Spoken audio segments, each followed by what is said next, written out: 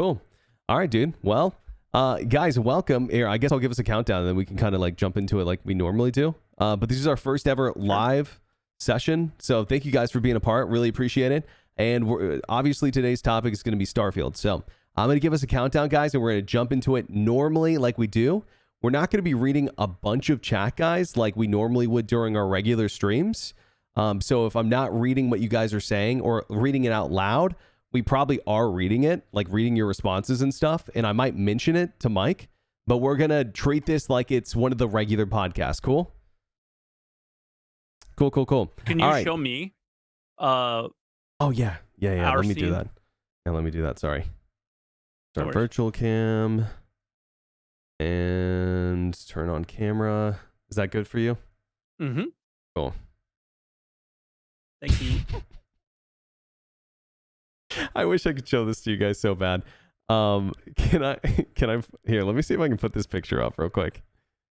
What I showed you? Yeah.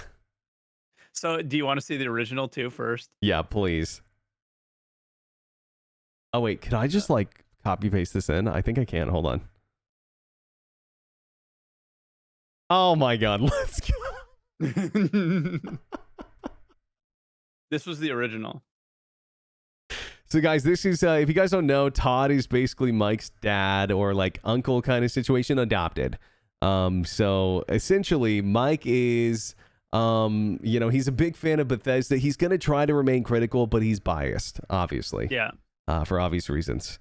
So well, the original is with Chris, right? Yeah. Yeah, that's so good, bro. Yeah. Not anymore. It's crazy how different you look in this photo. Like, yeah, I was in shape. I had hair. Bro, I think you look better now. Now? Yeah. Maybe. I think you look better now, honestly. Okay. Well, I'm glad somebody thinks it. Okay, guys, here we go. I'm going to count us down and we're going to jump into it. All right, here we go. In 5, 4, 3, 2. Hello, everyone, and welcome again to the Desync podcast. Today, we're going to be talking about a very special topic I think everyone has been super excited about for a long time. Maybe you could tell by the picture that's hanging above us in the background. But we're going to be talking about Starfield. What we thought going into it. What are our thoughts now? I'm about... How many hours do you think you have into it, Mike? What do you think? 15? 15? Okay, I'm at like...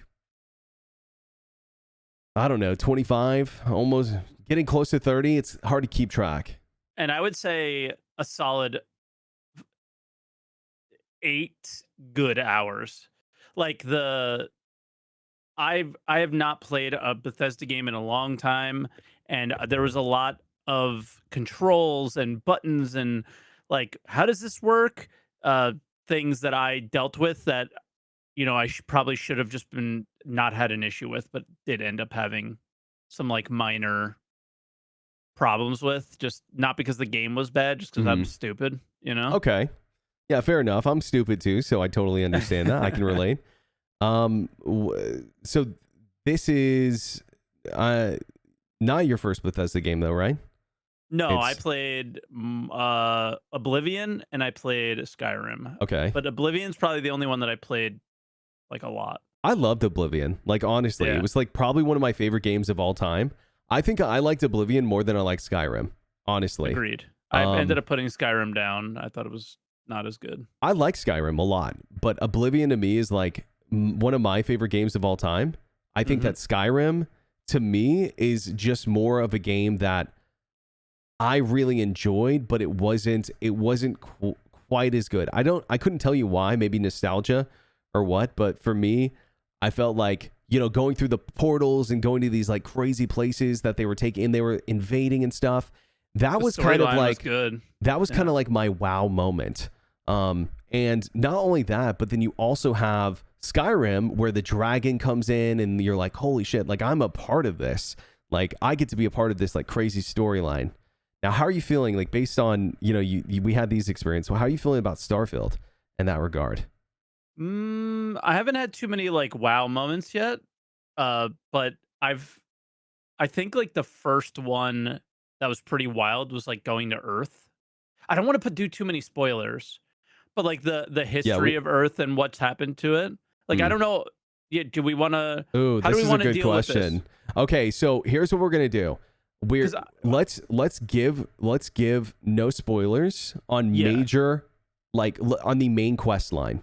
So if you guys are listening, this yeah, is gonna be a main quest line, no spoilers. yeah. However, we are going to insinuate things that happen. I have not played a lot of the main quest line, like at all. I have. You have.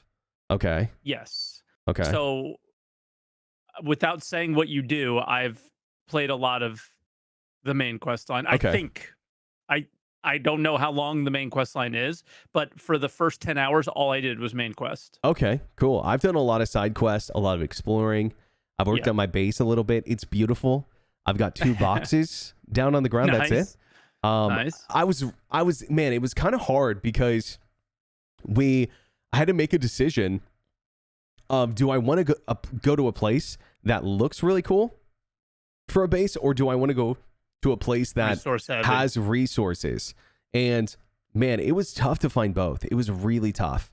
So I ended up going with a place that looked really good. You get like what, 8 bases? So Oh, see, I didn't even know if there was a limit or not. That's what I was about to say. Like, does it matter? you maybe get Because more. I don't know. Like okay. maybe you can upgrade it later. But Hmm. as far as I can tell, oh my God, yeah. In the shipbuilding, dude, I suck ass at shipbuilding. I figured it out. You figured it out? Yeah. Yeah. Okay. All right. I didn't So figure it out. were you always getting errors and are like, what the hell? In that way, or were you like, my ship sucks Um, I think that and it's the ugly or look, something? the ugliness, Yeah. dude, the ugliness. Some people are already making some pretty incredible stuff, and maybe I just need to sink some more time into it. But Yeah. I currently, I'm pretty bad at it. I need to sink some more time into it for sure. I'm not an architect. I'm not a ship designer. So I just started stealing my ships, and it's worked out pretty well for me so far. See, like, I haven't done anything. So again, I did mostly main quest because I was just like trying to understand what the hell's going on. Loot goblining like a maniac and being like, oh my God, I can't even move anymore. This sucks. And like, let me give all my stuff to my partner. And then, okay, well, I want to sell this stuff. And so it was a lot of like, chat, what do I do when I was playing it on stream? Mm, And so like yesterday, I would say, like, I was like, I don't think I'm going to stream this game anymore. Cause I was like, dude, this is so like in a way I was feeling like this is not entertaining. I'm having a hmm. great time, but I was like, wow, this is boring. I'm just going through the main quest. The main quest lines are um for whatever I've done so far wasn't super exciting or anything like that.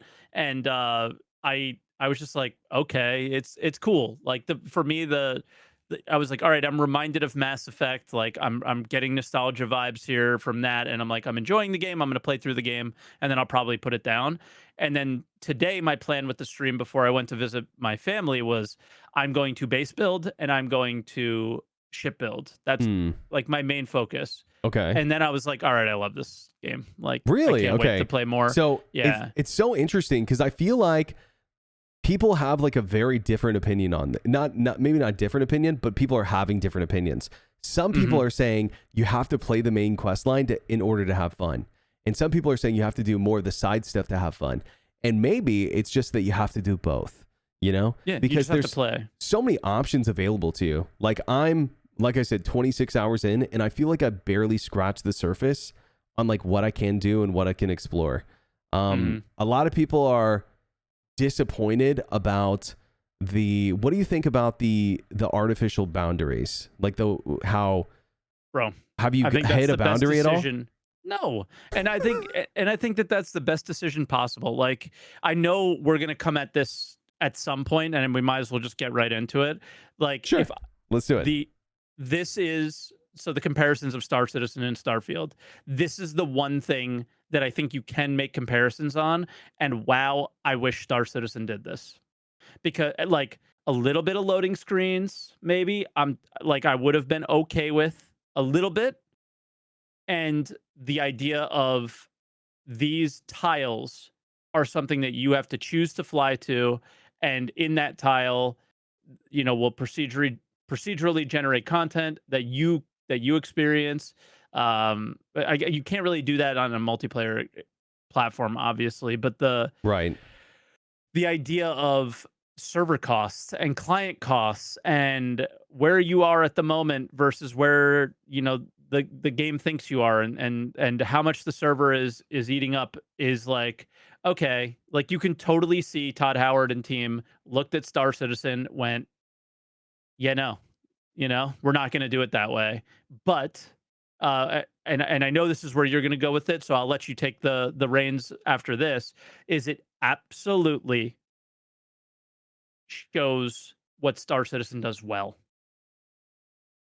Yes, it absolutely does. And I think like it's a little bit I'm trying to think of a kind of word here. Annoying for people to come in and be like, "Oh, is this game better than Star Citizen? Is it better than Star Citizen? Is it better than Star Citizen?" You can't make these comparisons. And here's why, right? Because although I do think there's comparable things in it, they feel completely different. First of all, Star Citizen, even if it's not like a true sim, it's still a sim, right? Sci-fi sim, whatever. And I think that's what Bethesda's trying to go for a little bit. But the times I feel the most immersed in Starfield is when I'm on the ground. The ship experience is not very immersive, to be completely honest.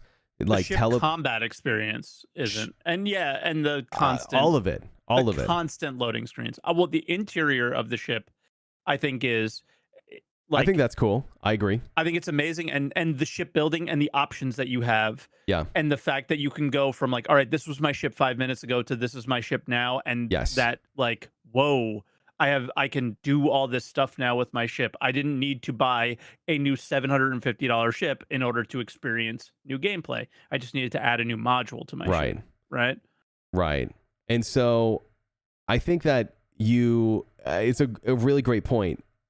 All you're saying is like they traded immersion for gameplay is what they did, right? They condensed it down. And I'm not saying like, here's the deal is it's clear to me that Star Citizen... They traded immersion to complete the game. Right. And I think Bethesda actually could have done what Star Citizen's trying to do, really. I think they could have done it. I really do. But it would have been... but listen, it would have been another 10 years. It would have been another 10 years. Can do it. Right. Right. Before I believe that. Nobody's done it yet. What I mean is like the seamless exploration and atmospheric flying. Because if you guys don't remember... Star Citizen, the original thing was they were going to do cutscenes to land, right? Yeah. That was the original promise. Atmospheric. So a lot of these things that people are wanting out of Starfield because they saw it in a different video game, I think they could have done it. However, I think that it would have taken the game another 10 years to complete. And so they chose, let's cut corners in the places that we feel like don't matter to the sci-fi RPG experience, and that's where they did it, right? There's obviously a lot of very cool things about the game that are very immersive, very cool, very unique. I've been to probably 50 locations, 60 locations at this point, maybe more. And I haven't seen a single copy paste. Not a single one. Nothing looks identical so far. That's super impressive. I don't know about you. If you've seen anything that's like identical. I just started exploring a little bit right when I rated you today. So I didn't have too much, but every place I went to, like the one thing that I really appreciate, and again, making some comparisons that might not be too fair, is that like every time I landed, there was something to do. There was something on my radar scanner. Like if I go over there, I will experience something. What that is, I have no idea. But I'm going to go there and find it. With, Star Citizen, I know what I'm going to experience, and it's nothing, so it's like, and again, it's not fair to compare complete game versus incomplete game in so many ways. And I don't want the whole show to be these comparisons. I think it's all right to talk about, though, Yeah, like, of course. I just don't want the whole show to be it. Absolutely. It's just the idea of, like, I'm able to enjoy both games for what they're really good at. And I hope Starfield's out. If, I don't expect, like, an expansion to,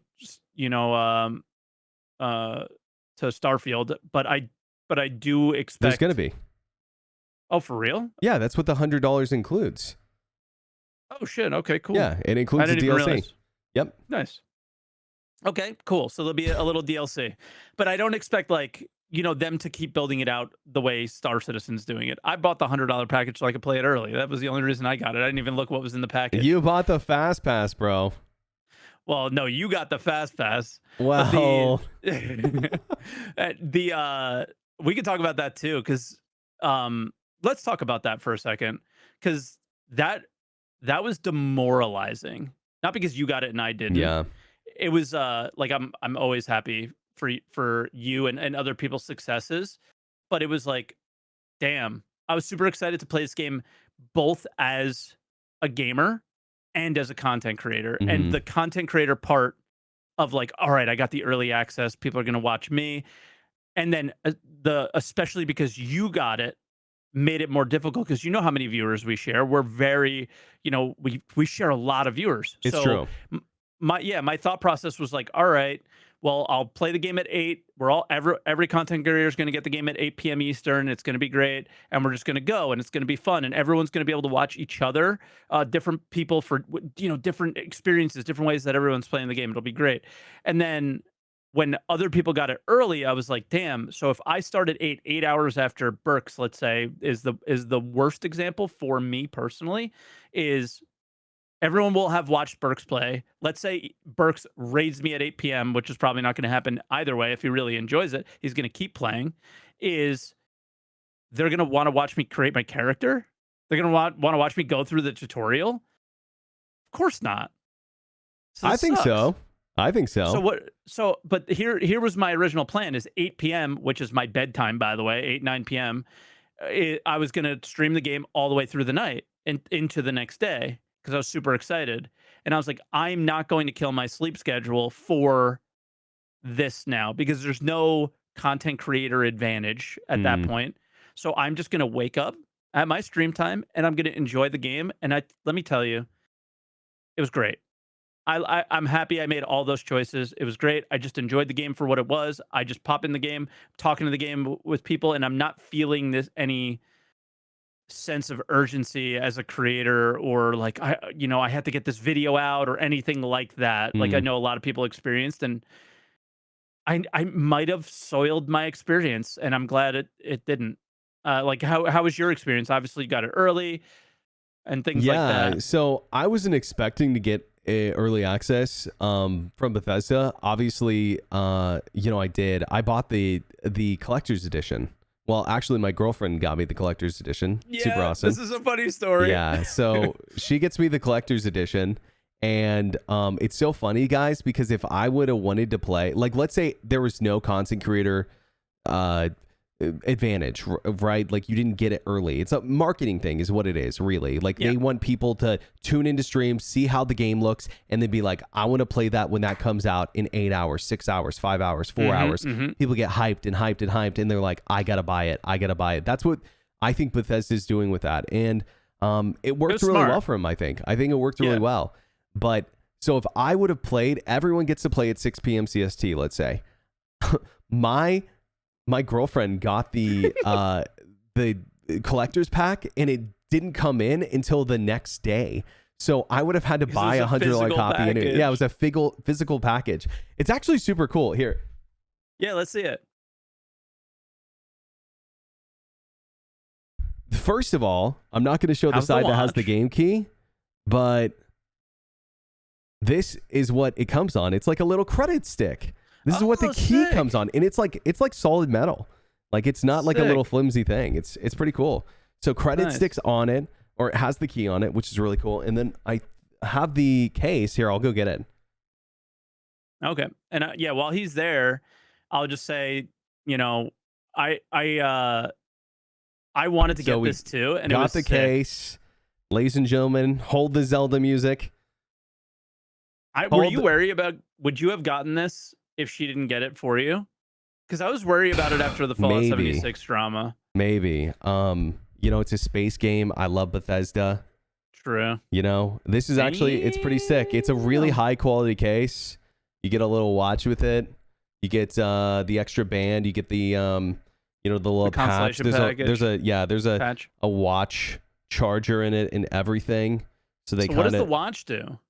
of Is it a well, smartwatch? unbelievably, it tells time. Well, I no know shit, that. but I was just kidding. is it a smartwatch at all? I don't think so. I literally haven't turned it on. Okay. So I'll let you know when I do. I don't think it's a smartwatch. I'm pretty sure it just tells time, but looks really cool. Yeah. And I think it's just a collector's edition. I'm probably going to hang this on my wall most likely. I mean, the thing is like, dude, let me put it this way.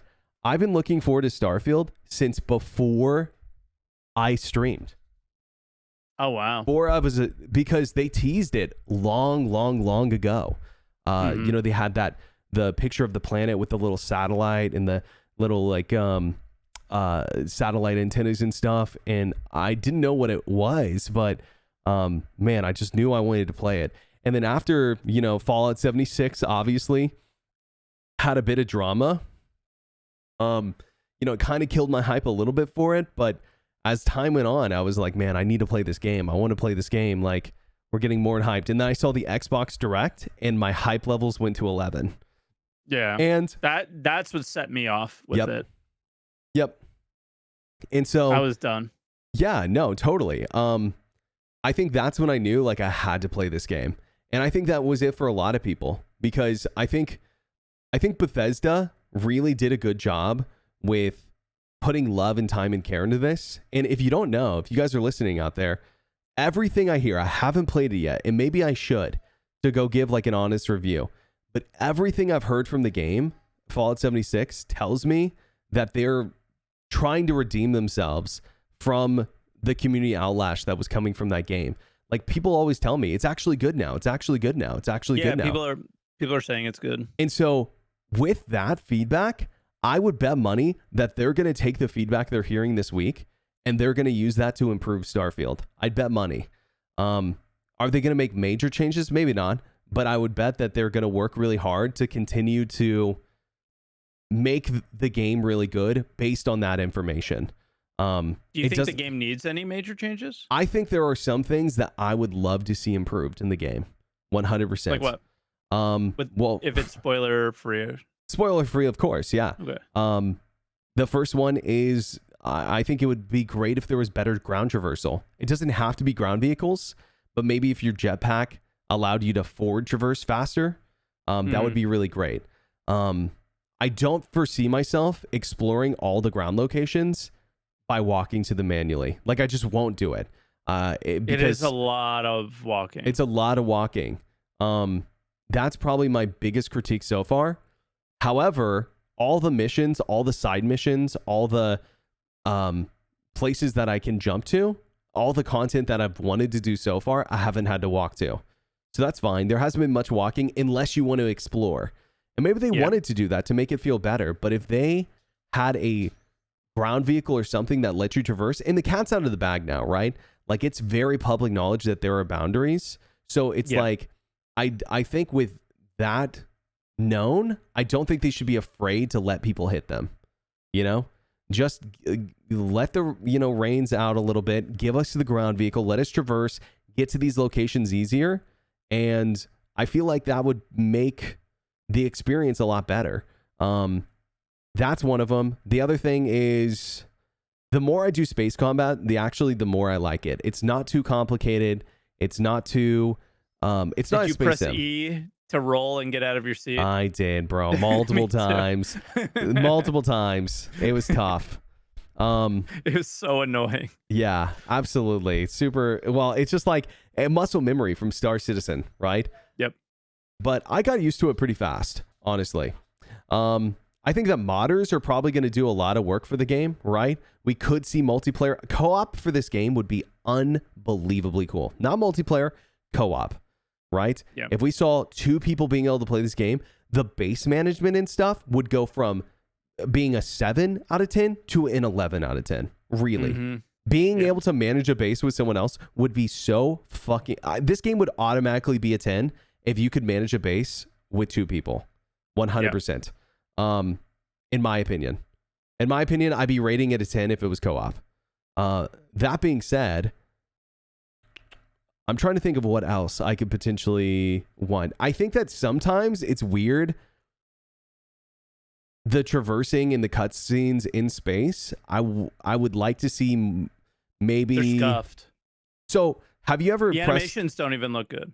Yeah, the animations sometimes are scuffed for sure. Have you pressed B whenever you're in the mission menu where it's like, show me the location? You know what I'm talking about? Where it'll like zoom out. Okay, so if you're on a mission in the mission board and you press B on it, it will say show on map, and it will zoom out and then take you to the place it's supposed to be. And then it will zoom back in on the place it's supposed to be, and then zoom in again, and then it will allow you to set a location there. If it did that whenever you were like quick traveling places, I think that'd be better for context. Does that make sense? Yeah, I guess. I just think a lot of the traveling, sure, you can fast travel a lot more than I expected. One, and two, it's very abrupt. It is kind of abrupt. You want the one thing that I feel like I'm missing is that you don't feel the sense of scale of the universe. You don't. That's for sure. And I don't want to feel the sense of scale that we get in Star Citizen. I don't want that. No, I don't. But because in this game, if we had that scale, this game would take 1,000 hours to beat the main story quest. It would just be ridiculous. But I want to feel more of a sense of scale. Maybe a slightly longer cutscene. Maybe I don't know, but that's a piece that's missing for me for sure. And then inventory management is just such trash. It's very annoying. It bothers me. I don't know. Maybe I'm not used to playing a Bethesda game or something. What it is, but I hate inventory management feels to me like it could use some work for sure, especially the quick inventory. When you're hovering over stuff, you don't see stats, you don't see value, you don't see weight. Mm-hmm. That's a problem. I'm sure they could fix that pretty simply. How about like this modified gun? And it's like, well, how is it modified? That's true. Like, how do I know if I want to pick it up? Now it's like, ooh, it's a modified gun. Do I want to pick it up? What if you could just press a button when you're hovering over a weapon in the quick select, and it just like shows you the stats and stuff? Like that would be perfect, right? That'd be great. That'd be perfect. But the inventory definitely needs some work, I think. There's so much space on the screen. DLSS mod? I didn't. Have you? Okay. Yes. It's so. But for the inventory, real quick, before we talk about the DLS stuff, there's so much space on the screen, and it feels like they only utilize the left side. You know, it's a little weird to me. Like, especially if I'm transferring from one person to another. Yeah. Like, or from me to my ship. It was just weirdly. That part bothers me a lot. Yeah. I really struggle with that because I pick up everything. Right. Everything. And so I get filled and I need to go back to my ship and I want to drop it off. And it's just very unintuitive and weird. Yeah. So. Yeah. Do you think that a traversal should be more like Elite Dangerous? I feel like that's what I was expecting, honestly. Like literally even after watching the Xbox Direct. I didn't expect... So if you guys haven't played the game yet, this is a non-spoiler. Don't worry. But when you jump to a planet, you basically just jump into a big box, right? You see the planet in front of you. Supposedly, someone tested this out. You can fly to the planet. I don't know if you just hit it or if like you fly through like a sort of model or something that doesn't have a collision. I don't know. But supposedly you can fly to it or get really, really close. And maybe you can like land from there. I'm not sure if you hit a cutscene eventually. That would probably be the coolest way to handle that. But it takes a long time. We're talking a long time to get there. But I think like I wasn't expecting that. I was expecting to be able to somehow like boost between planets is what I was expecting personally. I was expecting to be able to boost between like moons and planets and stuff. I don't know how. But I was just kind of expecting that. Also, jump like QT or grab jumping in general just is a little clunky. I feel like I can only do it from my map. I know there's other ways to do it. I don't know how to do it the other ways. So you have to like I was only ever able to I keep saying QT, grab jump out of one combat situation ever. And I ran away for a long time, and then I had a mission that took me to another place. But anytime you try to set a location while you're in combat, it says cannot fast travel, cannot fast travel. So I'm like, how am I supposed to jump away then? Because I saw people jumping away during the Xbox Direct. That happened. Yeah. So I know it's possible. It's just a little bit clunky and unclear. So making that more clear, I think, would be a huge improvement. But you were going to say something. What about DLSS? Yeah, but something else potentially. We were in the middle of talking about that. DLSS, how is it? Yeah, it's good. Like I went from 50, 60 frames in one scene to 100, by going to like 70%. So it's good, and I didn't see any weird issues. I got the mod off of Nexus Mods and put it together. It was the first time I've ever used Nexus Mods. Yeah. And it was fairly smooth. It was a little bit of effort to make it work, but it works. And I've only had one crash, and it was when I turned VSync off.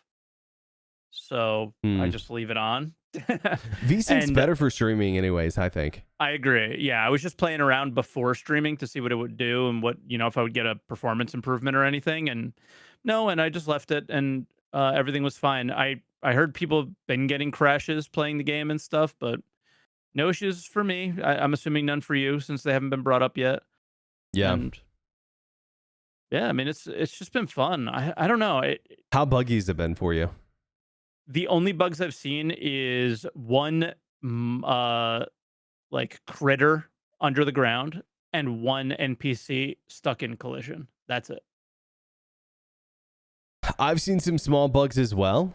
It took me 19 and a half hours to get to my first game-breaking bug. And let me tell you, it was pretty game-breaking. It was bad. I had to go back. So here's what happened. Is essentially I murdered some people. And, this was supposed to be kind of a bad guy playthrough for me. I wanted to do something that was a little fresh. Maybe not a lot of people were doing. Usually people play like neutral or like kind of the good guy. I'm playing the good guy. Yeah, you're playing the good guy. Most people don't play the bad guy, so I figured it'd be fun. However, I learned pretty quickly most of the side quests, some of them do, but a lot of the side quests do not give you the bad guy option. Yeah, and so basically you have to kind of just like be like, well, if you're paying me, I'll do it for you, right? Like that's kind of how you're swinging it. But what happened to me was I robbed a bank ship, and it was loaded with credits. It took down, it was a much higher rated ship than me, like 30 levels higher. But I was able to sneak up on them and take out their engines and board them. And so I get on board, I steal all the credits, and then I have a 60K bounty on me, right? And so I'm like, all right, guys, let's go find out what prison's like, right? And so I go to the prison cutscene, nothing happens. Like I'm just stuck there in front of these two guys, nothing's happening. I wait 10 minutes, nothing happens. I wait 15 minutes. Prison. Nothing happens. Yeah, literally. But it's just like, clearly there's supposed to be like a mission or a cutscene or something. So I'm like, okay, let's reload, and then I'll try to turn myself in somewhere else, right?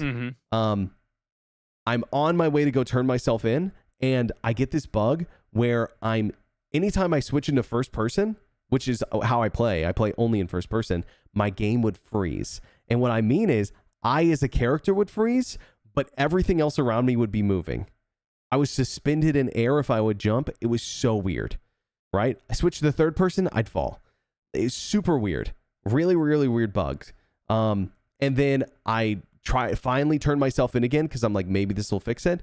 Nothing happened, right? Same thing. Cutscene, nothing's loading. And so I was like, I tried everything. I tried to turn myself in a couple times, didn't work. One time I tried to turn myself in, and as I was being arrested, this is so funny because this happens in Star Citizen too. But as I'm being arrested, I'm being shot by the other security guards who I'm not talking to. So I'm just like, okay, cool, I died.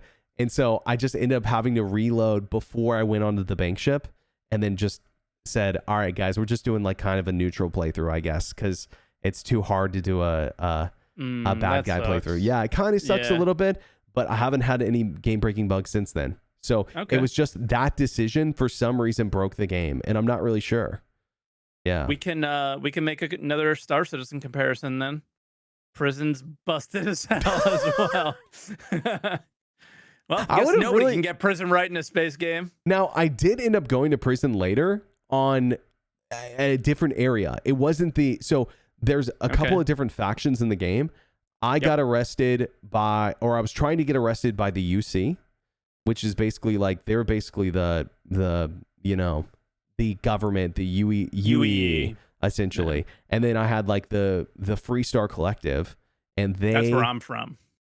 hell yeah, brother. I That's right. yeah, I picked Neon Street Rat is what I did. Nice. And I did Wanted, so people will show up and hunt me too sometimes. Okay. That's cool. But yeah, I ended up getting turned in at the Freestar Collective. That worked fine. That worked Okay. fine. But it was sort of a different experience. It went on the ship, or sorry, whenever you get arrested by the UC, there's some sort of mission or something, because you get a mission log when you go to prison, and I won't get to experience because again, it just doesn't work for me. I mean, I could try it again, Sucks. but yeah, those have been the just save major. before, obviously. So yeah, those have been major game breaking bugs for me. Other than that though, it's like I reloaded before the bank ship, decided not to rob them. Haven't had any issues since. Zero issues. I've done some I found super a cool derelict missions ship. too. That's cool. Yeah, it was a cult that they all drank the Kool-Aid, and it was little juice boxes of orange juice, and it was just dead bodies everywhere. You couldn't take the ship, you couldn't do anything with it, but there were keys on the characters, and you can like go and in the back room was all safes. All safes. That's cool. And some of the keys would open the safes, and then some of them you had to Pick. lockpick. And yeah, dude, it was crazy. I lockpicked all the lockpick ones, and I did it all. Some of them were worth, some of them Dude. weren't. It was cool though. I think probably the coolest thing about my experience so far in the game is I'm 26 hours in or whatnot, and I'm feeling like I barely scratched the surface. Yes. That's what I feel like. Like when they described that, I was like, bullshit. This is marketing fucking trash or whatever. And then they weren't lying. Like I feel I don't know how I'm going to continue to stream the game and still be a Star Citizen streamer. Right?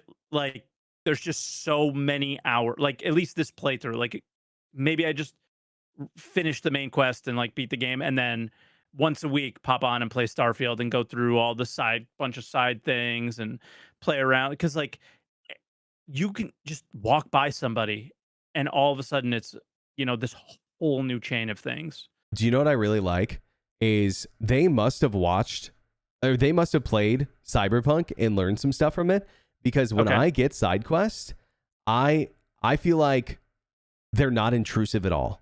In Cyberpunk, were you ever driving around and be like, do do do do do do do do, ring ring ring ring ring? Oh, I've got it. Oh, wait. I can't remember. Did you play Cyberpunk yet?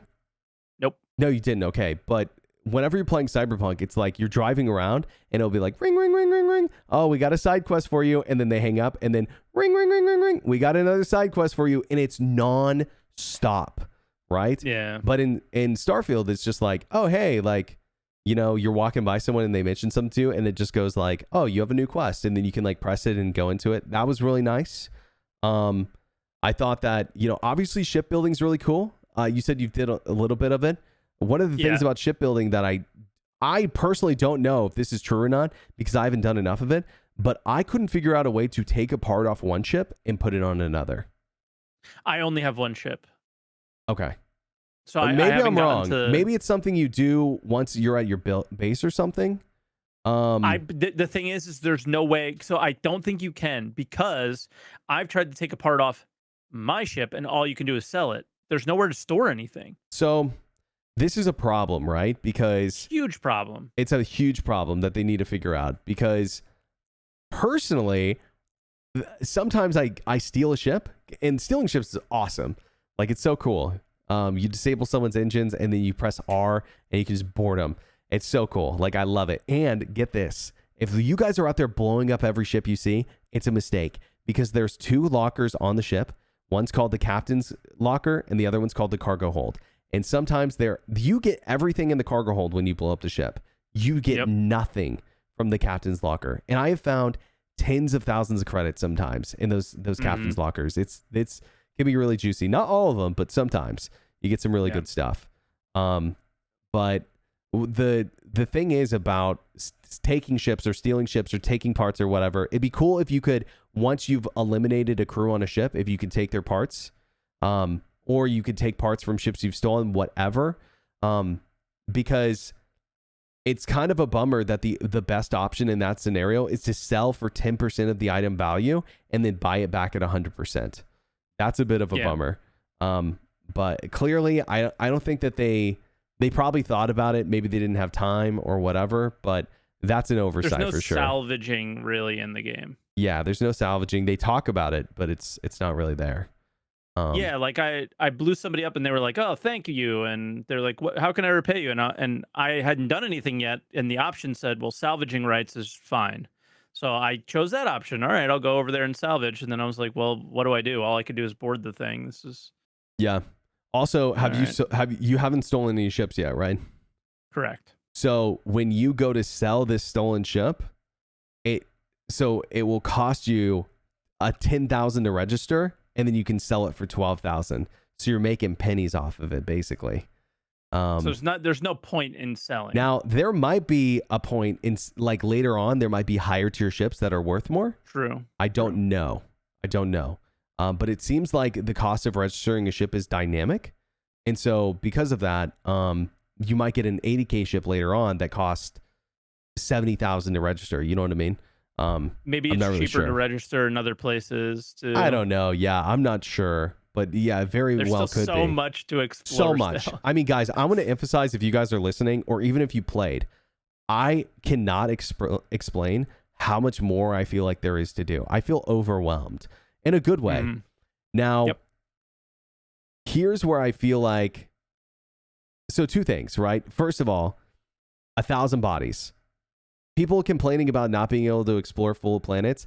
I would bet money that to explore every planet, literally just get boots on the ground and explore one location. So that's 1,001 locations. One location at each place would take you so long, right? If we're excluding gas giants, right? Maybe like 900. It would take you so long to explore it. If you were going to go to every location in these, whatever huge tiles that they made that you can explore when you land somewhere, I mean, it would take you, I mean, I'm not years, but I mean, it depends on how much you're playing, but a significant amount of time. And here's how I like to, I guess, rate my games in terms of like cost to fun ratio is if it's giving me $1 of fun per hour, right? So if I get 100 hours of gameplay out of Starfield, I think that's worth $100 for me. But it's got to be fun. It's got to be 100 hours of fun, not 100 hours of exploration, not 100 hours of doing missions. It's got to be fun missions. It's got to be fun exploration, right? Do you think it'll do that? I'm pretty sure I'm going to get there. I'm pretty sure I'm going to get there for sure. Now, 300, right? Because that's what the collector's edition costs. I mean, I don't know, but I'm sure people out there will do it. Now, the second thing for me is that comparing it to the other games, remind me if we already talked about this. I don't think we have. Here's the major difference between Starfield and Skyrim and Bethesda games in general for me is I haven't had my holy shit moment. There's no dragon swooping down. There's no portal opening up and demons storming through. I feel like I haven't had that moment. You played more of the storyline than me. And someone told me that you get that moment later on. So maybe, I haven't gotten there you're yet, not there yet. Maybe I'm not there yet. I don't know. Like, to me, that moment would be like, and again, guys, no spoilers if you've gotten there yet. To me, that moment would be like, turns out aliens are after these artifacts too, and you got to like beat them there, and they're like coming after you. Maybe you're on like a planet and they land and try to fight you, something like that, right? But I haven't had that moment yet. The content feels consistent and cool. I'm liking the experiences. I've done some really cool side quests. I've been doing side quests today. I did 2 that were really cool. Like they they could have been main quests in my eyes. They were so, Nice. you know, like those quests that you did back in Fallout with like blowing up Megaton, or like the I ones never that played were a Fallout, so you might have to really describe it. okay. Sorry, Yeah. maybe I missed that. So there was basically a nuclear bomb that was sitting in this middle of this town, and you had the ability at one point to blow it up. And you know, you get to make these like really cool, like game changing decisions, and it just felt meaningful. It felt cool. You had to pick a side. You know, are you going to save these people? Are you going to work with the guy who wants to blow them up? Whatever. And you get a couple of like cool, interesting like puzzles and side quests and stuff that I think rival that in this game for sure. Where I felt very interested in the story. I felt very compelled. I haven't felt, honestly, I've got to assume the main storyline gets better. Again, I'm not very far in it. I've maybe done the first couple of quests. I have to imagine the main storyline. We're probably at a similar place, the way you're describing. Okay. We'll talk after the podcast. Yeah, we'll talk after the podcast, but I haven't got very far in the main storyline, but I have to imagine it gets better based on the fact that I'm loving the side quest so much. The main story's got to be better, you know? Yeah. But currently I'm in the discovery phase of the main story, and it's very early still for me. Yeah, like even today, I said I was only going to play side stories just to avoid spoilers for people who wanted to watch. So it's been really fun though. You haven't done any side quests yet at all? Very few, like just some like dynamic ones that have popped up at like when exploring, because well, there's one part where you go to a certain planet and there's a guy sitting on a table and he's like, "Hey, happy go lucky." And I'm like, "I'll talk to this guy. He seems weird. Let's see what happens." And he's part of some company that is asking me to like go explore in like habitable planets. And everyone was like telling me to try this quest out. So I go and do it, and I got a second quest that was bringing me to a habitable planet. So I was like, all right, I'll kill two birds with one stone, and I'll do the whole surveying a planet thing, which is incredibly tedious, by the way. Like it's a lot because you have to survey the whole thing. So surveying a whole planet is landing on the planet, finding all of the resources, checking all of the plants, finding all the animals, right? And scanning them up to 100%. So it's like a lot. And so I'm like in the process of doing that still, but I come across this like there was a geyser that was like really hot, and like a bunch of settlers or survivors or whatever, they died there, but one guy was alive. Oh wow. And he was like, "Can you just bring me back to my ship? It's really going to be hard because all the animals are gonna, are very aggressive here or something." And we're just like battling animals trying to get back to a ship. That one was pretty cool. But I did one in the well, but I've done like a lot of just exploring. Like I just walked through the Atlantis. Like I just walked through the commercial district and went to every shop and was like, "Whoa, there's so." It just kept going. And I was like, Star Citizen, like again, Star Citizen, like their cities don't have this much like actual content there. And I was like, wow, okay, this is cool. Yeah, and this is why, like, as much as I like the seamless experience in Star Citizen, I really do. I love the seamless experience in Star Citizen. That's one of my favorite parts about it. Yes, is in my opinion, this shows me why we literally do not need 100 star systems in Star Citizen. Please, nope. For the love of God, please, CIG, stop at like 5 Just or stop. 6. You know, Yeah. I mean, like content density is such an important topic when it comes to space games, and not a lot of video games have done it well. No Man's Sky started off very poorly, right? Elite Dangerous, in my opinion, does not do content density well. It's a million miles wide and an inch deep. This is the best content density of any video game that is done the sci-fi genre. I won't say space sim because that's not what Starfield is. It's not a space sim. No. It's not a flight sim. I would say that it's a sci-fi RPG, right? Mm-hmm. And I think that content density is something that no other game has really been able to do well in space. And why? Because space is fucking huge. Space is massive. It's impossible to... Because it's not just space. It's the fact that you have to like bring planets into it and moons and Yeah, oh, they're fully explorable and all this extra bullshit essentially that is like, yes, it's what Starfield told me is wow, the things that I took for granted from Star Citizen. Sure. Like wow, the seamless stuff is super really cool. cool. Yeah, but it also takes away, there's give and take in everything, and there's a lot of give towards that immersive seamless experience that is taking away a lot of content density, story, side quest, like maybe we get those things, but until I see NPCs not standing on chairs, like we can't really even think about Yeah. experiencing something like that. Do you know what Starfield reminds me of the most? Freelancer. That's what I think it Mm. reminds me of the most. 100%. And It's like freelancer Mass Effect mix. yeah. Yeah.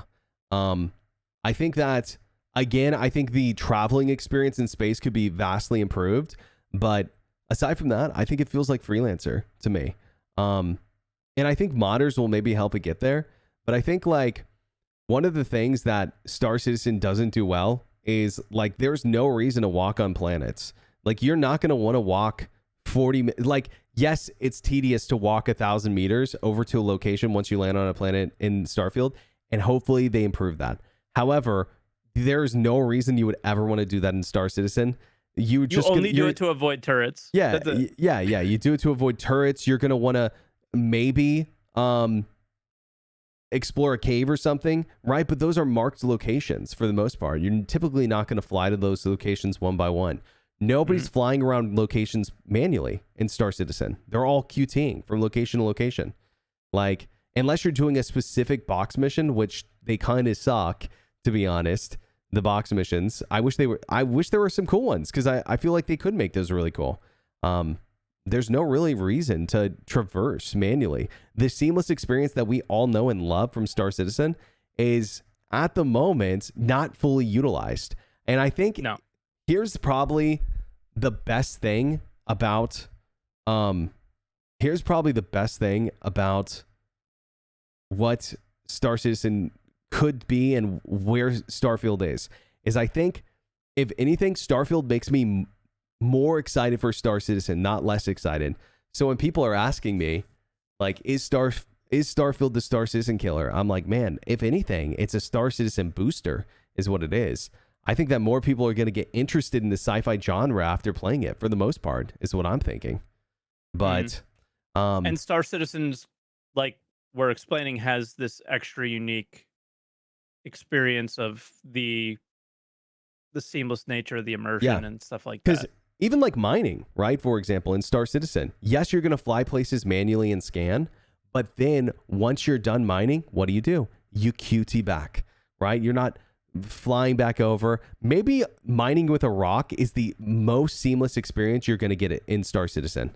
That's probably the most seamless experience, right? Still But QTing to sell and typically you're going to QT to sell, right? Like yeah. it's not like you drive back in your rock. Now, you know it'd be a cool seamless experience in Star Citizen? Pulling out a ground vehicle and there's a cave nearby and it can only fit a rock. And you go in there and there's like valuable material that's rock. But right now, what do you have to do?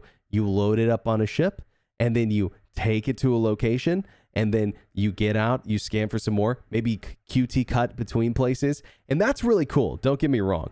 However, it still is not utilizing the seamless experience the way that I hope that Star Citizen does one day.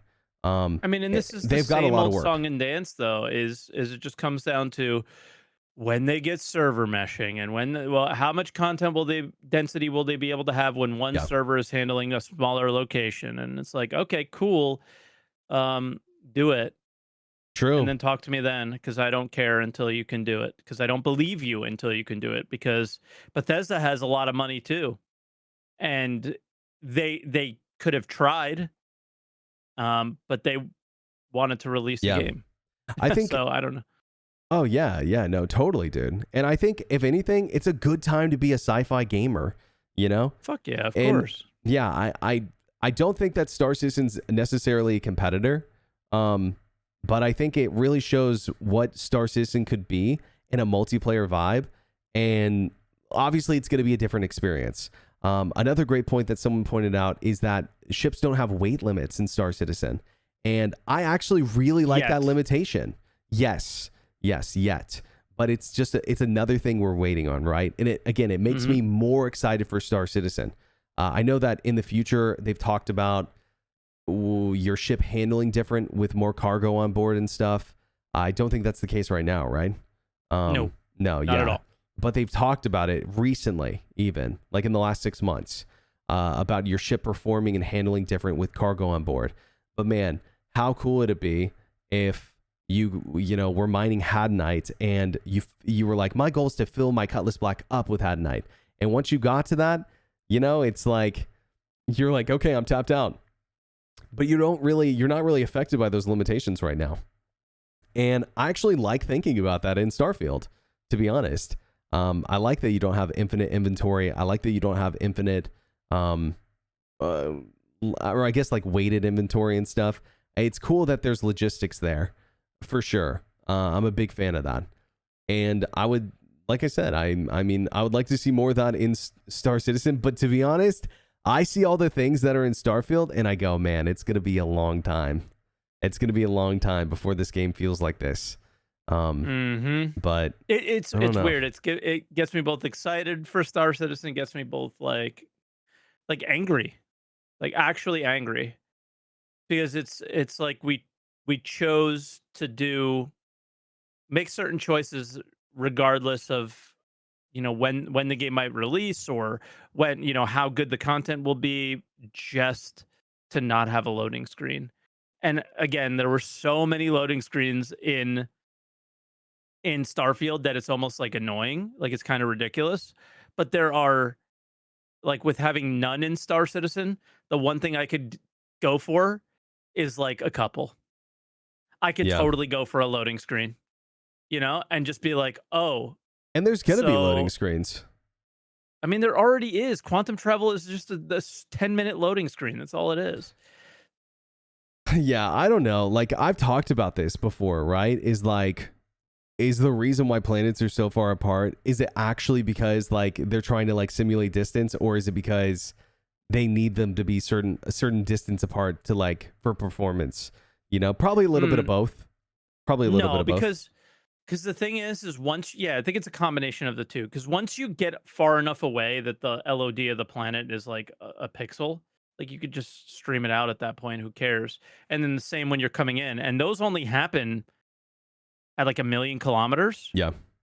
So it's, there's typically another 30 million kilometers of wasted space in between that is, maybe meant to be filled with an interdiction and that type of content at some point. But for now, it's just a big, vast, empty space, and we could probably be a little closer together. But this is crazy because Pyro's supposed to be like 3 times the size. It is. It is. So like, when that comes out, is that going to be actually true? Or we did the math, and I think the longest jump you can make in Pyro, based on what we currently know, would be like, so right now I think the longest jump with an XL1 is like, I think 7 minutes. In Pyro, it's going to be like 32 minutes. That's like the longest jump from like edge to edge. So that's not going to be like between planets. It's like the Microtech to ArcCorp jump, right? Or I think it's like Microtech to Mike L4 or something. That one that's way at the bottom is the long. It's like 60 million kilometers. But it's a huge amount of space, right? But Death Screen, that's a loading screen, right? Literally, it's a loading screen, because if you ever accidentally see a prison has a loading screen as well when you leave. But if you ever accidentally, like, sometimes the UI will glitch out and you'll see the black screen fade away before it's supposed to, and you'll see stuff popping in. It's it's a loading screen. And then the other thing is jump points will be loading screens, right? For sure. So it's gonna be QT is absolutely a loading screen too, because it's loading in LED or LODs whenever you're like jumping between places. That's why you see like textures and stuff load on planets as you're jumping in, because they're not rendering stuff in full quality like in front of you. So That's why you it's stutter when you're smart. leaving and Yeah. stutter when you're coming in It's smart. Don't get me as well. wrong. It's super immersive and very smart. Like, again, this is not a knock to QT. I think it's genius the way that they've done it. And obviously that shows when playing a game like Starfield, right? Or like Elite Dangerous or like No Man's Sky. CIG's probably done the most immersive travel and seamless experience of any game ever. Yep.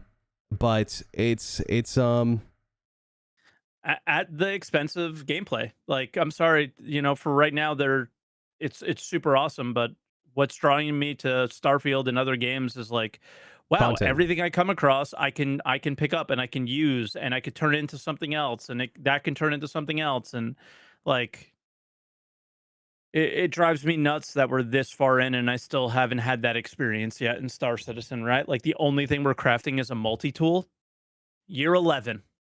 And it's just like, Yeah. dang, man, I'm itching for that. So for me, what Starfield really is it's scratching that itch in what feels like a more Star Citizen like experience. So it's Mhm. like, wow, it's really scratching that itch. That's really nice. But I know I'm going to put the game down and come right back to Star Citizen, of Absolutely. course, right? Because there's I have my org that I like to play with, and we mine and we salvage, and there's so many things in that game that we don't have in this one that I like. We can play many video games and enjoy many video games, right? Like I like Yeah. city builders and I like all sorts of other things that aren't in Star Citizen. Am I going to make comparisons to those? No, of course not. It makes no sense. So it's just like both games are good. Um, Both games are really Starfield is good. finished, and that's really all it comes down to. Yep, One's finished absolutely. and one's not. I think that's absolutely it. Is Starfield's just finished. Here's the deal, guys. If we could, everyone in the audience, if you're watching, I guess I didn't really mention this at the beginning of the podcast. This is our first ever live session. So we do have people watching, but everyone in the audience just wants to take a hit of coffee real quick. If you could imagine, dude, where we could potentially be at 10 years from now in Star Citizen. And here's the deal, guys. It's going to take that long. And I'm not trying to be negative. I think it's going to be a cool ride along the way. But to get everything that we want out of Star Citizen and seeing the smoothness and seeing the systems work together, if we can extract those from Starfield and put them in Star Citizen, it's going to be years and years and years. But the experience that we could get from that game could be potentially be unbelievable. It's just like, can they do it?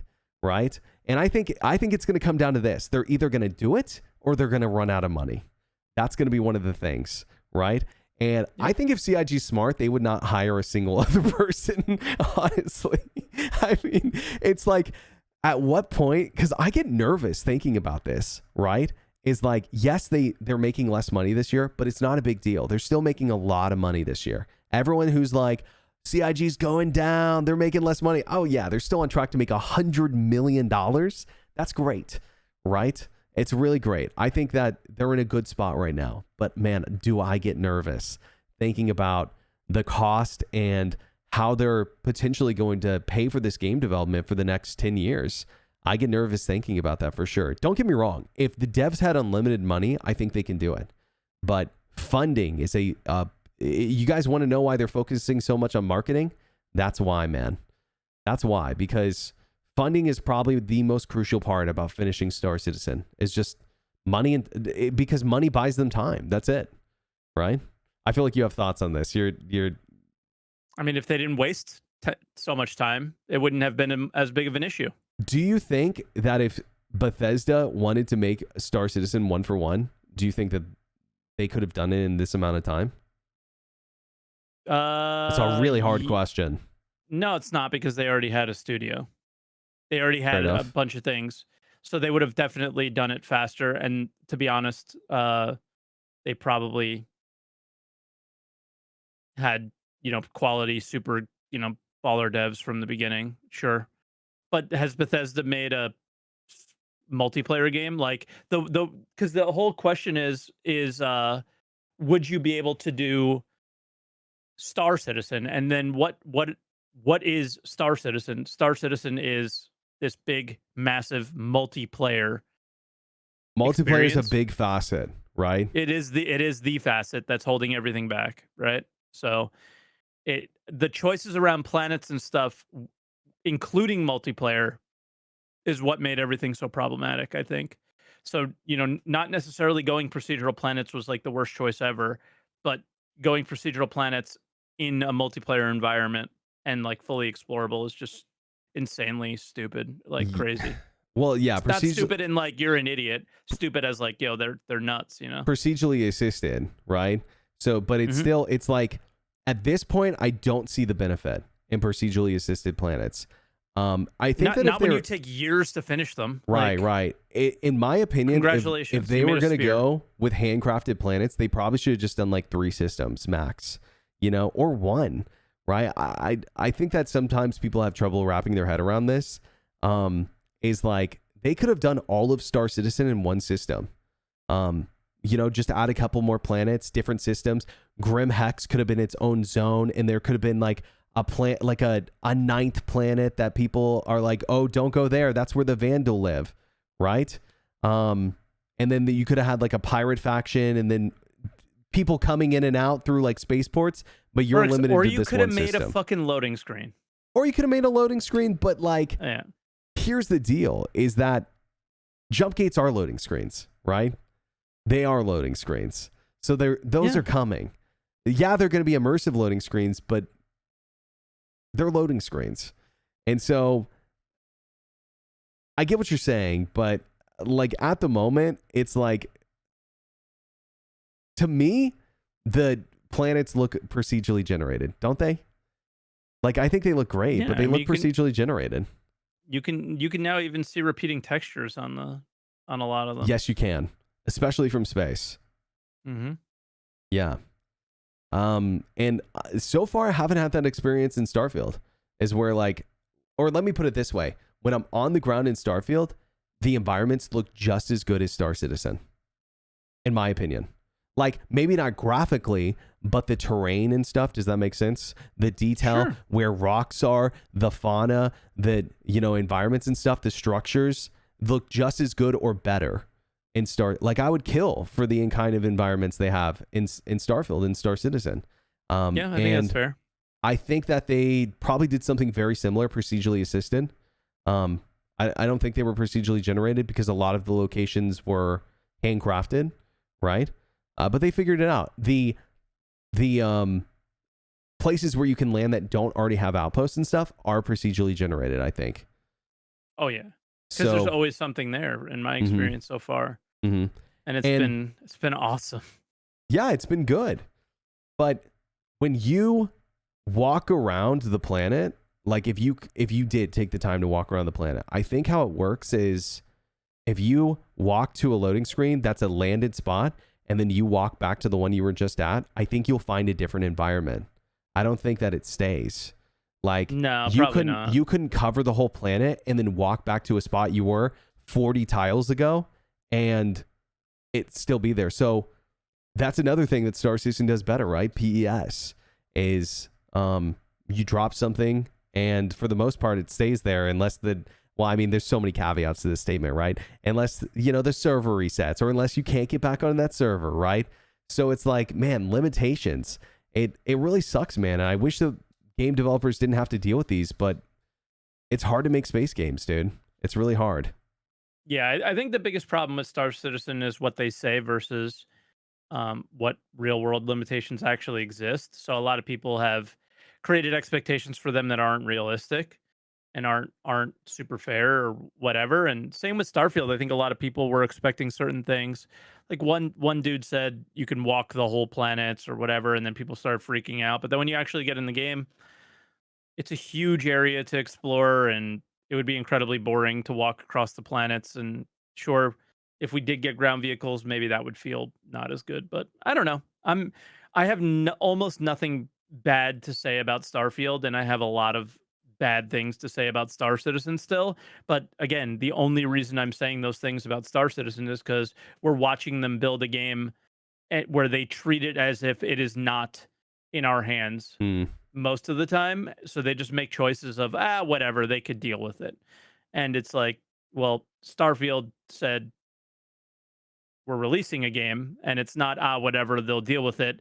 It's if we say whatever, they're going to rip us apart. And Microsoft just bought them, and I'm sure Microsoft had a say in the quality of the product as well, Yeah. and didn't want it to ship too poorly or whatever. And Do you like the FPS, like the gunplay and stuff? Do you think it's good?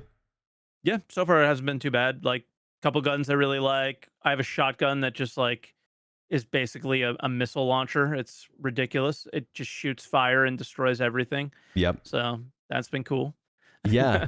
Do you think the gunplay is better in Star Citizen or Starfield? I what the fuck does gunplay mean? What is how I like hear guns this. feel in your hand, how it sounds, how it feels, how it hits enemies. That's what it means. Like Tarkov Uh, versus Elite Dangerous Odyssey. Do you see what I mean? sure. So I think Star Citizen guns. I think Star Citizen's better, actually. That's what I'm struggling with. But Is I like the variety in Starfield more. yeah, Does that make like sense? absolutely, and especially like, hey, I can actually put weapon attachments on my gun that are meaningful and things like that, right? Where in Star Citizen I can't yet. Yeah. Um, but there's something about Star Citizen gunplay that's very special. Yeah. I've been playing Gun Rush like religiously. Like today was the first day I haven't played it, but I will. And like I'm obsessed with it. It's so fun. And so that has to say something for the gunplay, right? I'm assuming is that's what I like. The sounds, yeah, I guess the way it feels. I think sound And is one of the biggest factors. And yeah, I think it's one of the biggest factors. 100%. yeah, it's sick. The but Starfield, I don't know. It because when I kill an NPC, they react when I kill like appropriately, and so there's like all these other factors that are playing into it Right. that I'm preferring the FPS experience overall Yeah.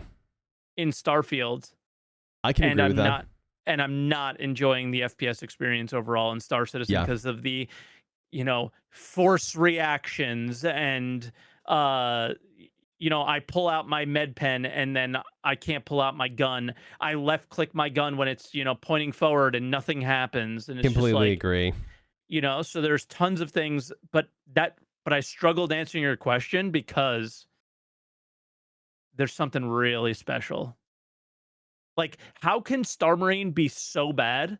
Because it is terrible, yet be so fun. It's Well, got to be the guns, I right? think It's that got to the be that yeah, gunplay. I think gunplay in Star Citizen is actually really good. And I Yeah. know a lot of people don't like it, and that's totally fine if you have that opinion. Um, but I think that the main thing that holds back gunplay in Star Citizen is what you're saying, is the bugs. Sometimes Hmm. I can't pull my trigger for a couple seconds after I swap weapons. Sometimes swap weapons and then my other weapon disappears, and then I go back to the previous weapon, and then my multi-tool comes out for some reason. Super annoying, right? But I think in an offline mode, I think that or like let's say there wasn't any bugs, I think the gunplay is better. But Hmm. I like the gunplay a lot in Starfield. If you didn't know, the reason why I think the combat is better than any other game that Bethesda has made is because if you didn't know, the Doom guys helped them, which is really cool. Nice. Yeah, because I guess they're all under the same umbrella. There you go. But yeah, it's really cool to see them, lean on developers that are like known for that kind of stuff. I think the sound could be a little amped up a little bit. Some of them sound like paintball guns a little bit to me, and they slap so hard. But some of the guns, I got this one I think called the Liberator, and it feels like how I feel like a gun should feel. It's like da da da da da da da da. It shoots like huge rounds, and it's so good. And there's some guns that do feel right, but I think that, yeah, I think that some of them feel really good, some of them feel paintball-y. And that was the biggest problem in Elite Dangerous's gunplay when they released Odyssey, was every gun in the game felt like you were shooting a Nerf gun. And that just didn't feel good.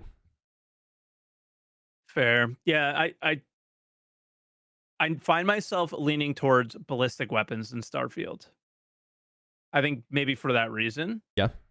It's because they feel a little bit better. Any laser ones have been kind of like meh, but I have one laser pistol that has a mod that just like sets everybody on fire. So that's been cool. I've been using that a little bit. That's cool. Yeah, I got a Yeah. jetpack that did that pretty early on. Like sets people on fire. Wait, I a just got it. jetpack that sets people on fire? Yeah, it was like a legendary Sick. jetpack. I have Nice. a new one that has a chance to disarm people, which is really cool. Sick. Yeah, but I haven't got a chance to use it yet. I just got it. So You know where I screwed up really bad? Because I didn't read, or just I was just like so overstimulated by all the things that were going on. I'm level 12, and I've used all my points up, but I've used them all up like spreading across the top. Like I've not gotten any second level skills yet. mm, Because I didn't realize that within one skill there's multiple levels. So like say I chose like all right, I'm going to main pistols or I'm going to, yep. only use this type of weapon that I can level up that specific thing and I didn't do that. So I basically have wasted so many I skill wonder if points. there's a way to respec. I bet there is. There'll be a mod, I'm assuming. I looked everywhere, I couldn't find anything, and that really bummed me out to the point where like I'm 20-ish hours in, like 15-ish hours in, something like that. And the reason I don't know is because I accidentally left the game on, and when I walked away from it, so I don't know how many actual hours I've played. The but the like, I just wonder what my experience would be if I just went the route that I was trying to go in the Mhm. first place, which was like, all right, I want to use rifles. I want to be not stealthy. I want to be like a little bit more of like a brawler and maybe do some melee with it, and but then focus on like tech and building out weapons and things like that. And I just don't have any of those traits yet, and it's just like, damn, I'm already kind of far in, and I Yeah. screwed up. And it makes me want to start over, like How because you get to obviously gain skill faster in the beginning. Yeah, absolutely. So speaking of skills, how do you feel about combat so far with like health bars and stuff? Or you can run into a level 30 ship and they can two-shot you. Like, do you feel like this is part of the RPG experience? Do you feel like you wish they would have went a different direction with that? No, I think I I was okay with it. Like the fact that you should be saving quite often and just reload and you just get right back into it. And it's like, okay, avoid for now. you know, I've been okay with that. What do you think? And while you're answering, I'm just gonna open the door. My cat's yelling at the door like she Yeah, does no every worries. podcast. Yeah, no worries. And so don't worry, guys. Mike can still hear me. He's got wireless headphones. Yeah. So don't say anything bad about Mike, guys. But yeah, sort of feel the same way. It's a really tough like egg to crack, right? Because like you can't make every enemy in the game the same like difficulty level, right? Yeah. That doesn't make any sense. Something that I've seen that has been, I think, kind of cool that I didn't see in previous Bethesda games is that I'll see level 2 pirates rolling around with level 30 pirates. Like they'll be in a group together that I'll run into. And that's kind of cool. Is like, okay, there's like some like little guys. And so typically what it's been in the past is a level 30 pirate that's just weaker with another level 30 pirate that's really strong, So it's cool to see a little bit of variety there. I had someone come into my stream and they were like, yeah, these guys look super bullet spongy. I'm definitely not picking this game up. And I'm just like, what are you expecting here? Are you expecting like Tarkov where you shoot one bullet in their head and they die? And I don't know, but I will say that when I'm fighting people who are below my level or my same level, they seem to die pretty fast. Even the tough, like quote unquote tough guys. Yeah. And so I haven't really had an issue with bullet sponginess unless they were much above my level yet. Do you have the numbers flashing when No, you I shoot? turned mine. They're off by default. I didn't turn them on. Yeah, I turned mine on. Okay. And I think maybe that adds to that feeling that people have, like, oh, it's so bullet spongy because it feels like, oh, not Destiny, but uh, Division 2, Yes. right? Where it was just like, dude, what the I hell? was Like right not. away, they felt Mhm. super spongy. I was not a fan of Division 2 for that reason. I liked Division 1 enough to not care about it, but hmm it's like I felt like I don't know. There's a difference. There's a clear difference in my eyes behind like shooting a boss and like slowly whittling their health down and getting them to different phases and stuff versus like shooting at someone and they don't have any phases. They just have a huge health bar and then, whatever. Like they're totally different experience in my opinion. I love Destiny when you were fighting these giant raid bosses. I didn't like Destiny when you were shooting a guy who just had infinite health basically. Like that's a little bit ridiculous. And I haven't really had that experience yet for guys who are my same level, is what I'm trying to say. Agreed. So, at the same level, it's like I'm forgetting the name of the gun that I'm using a lot. It's like the Custodian in Star Citizen. I love it. Grendel, I think it's called.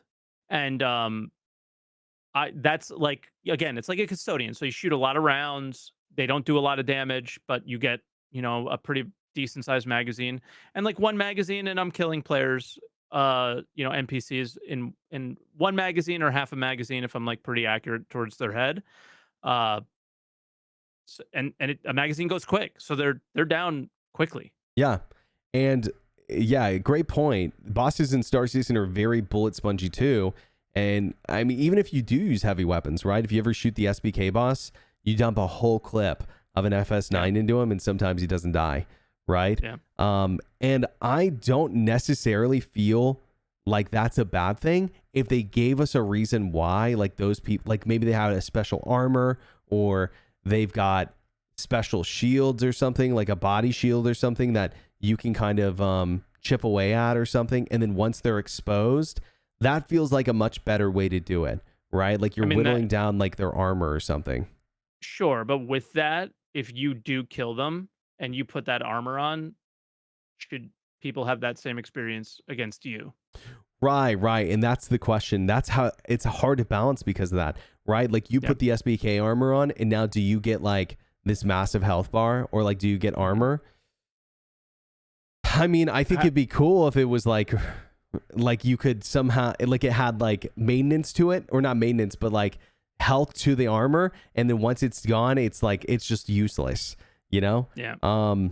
It's a very slippery slope, because you don't want bullet sponginess, but also I think it'd be really cool to have, like, we've talked about Titan suits before, right?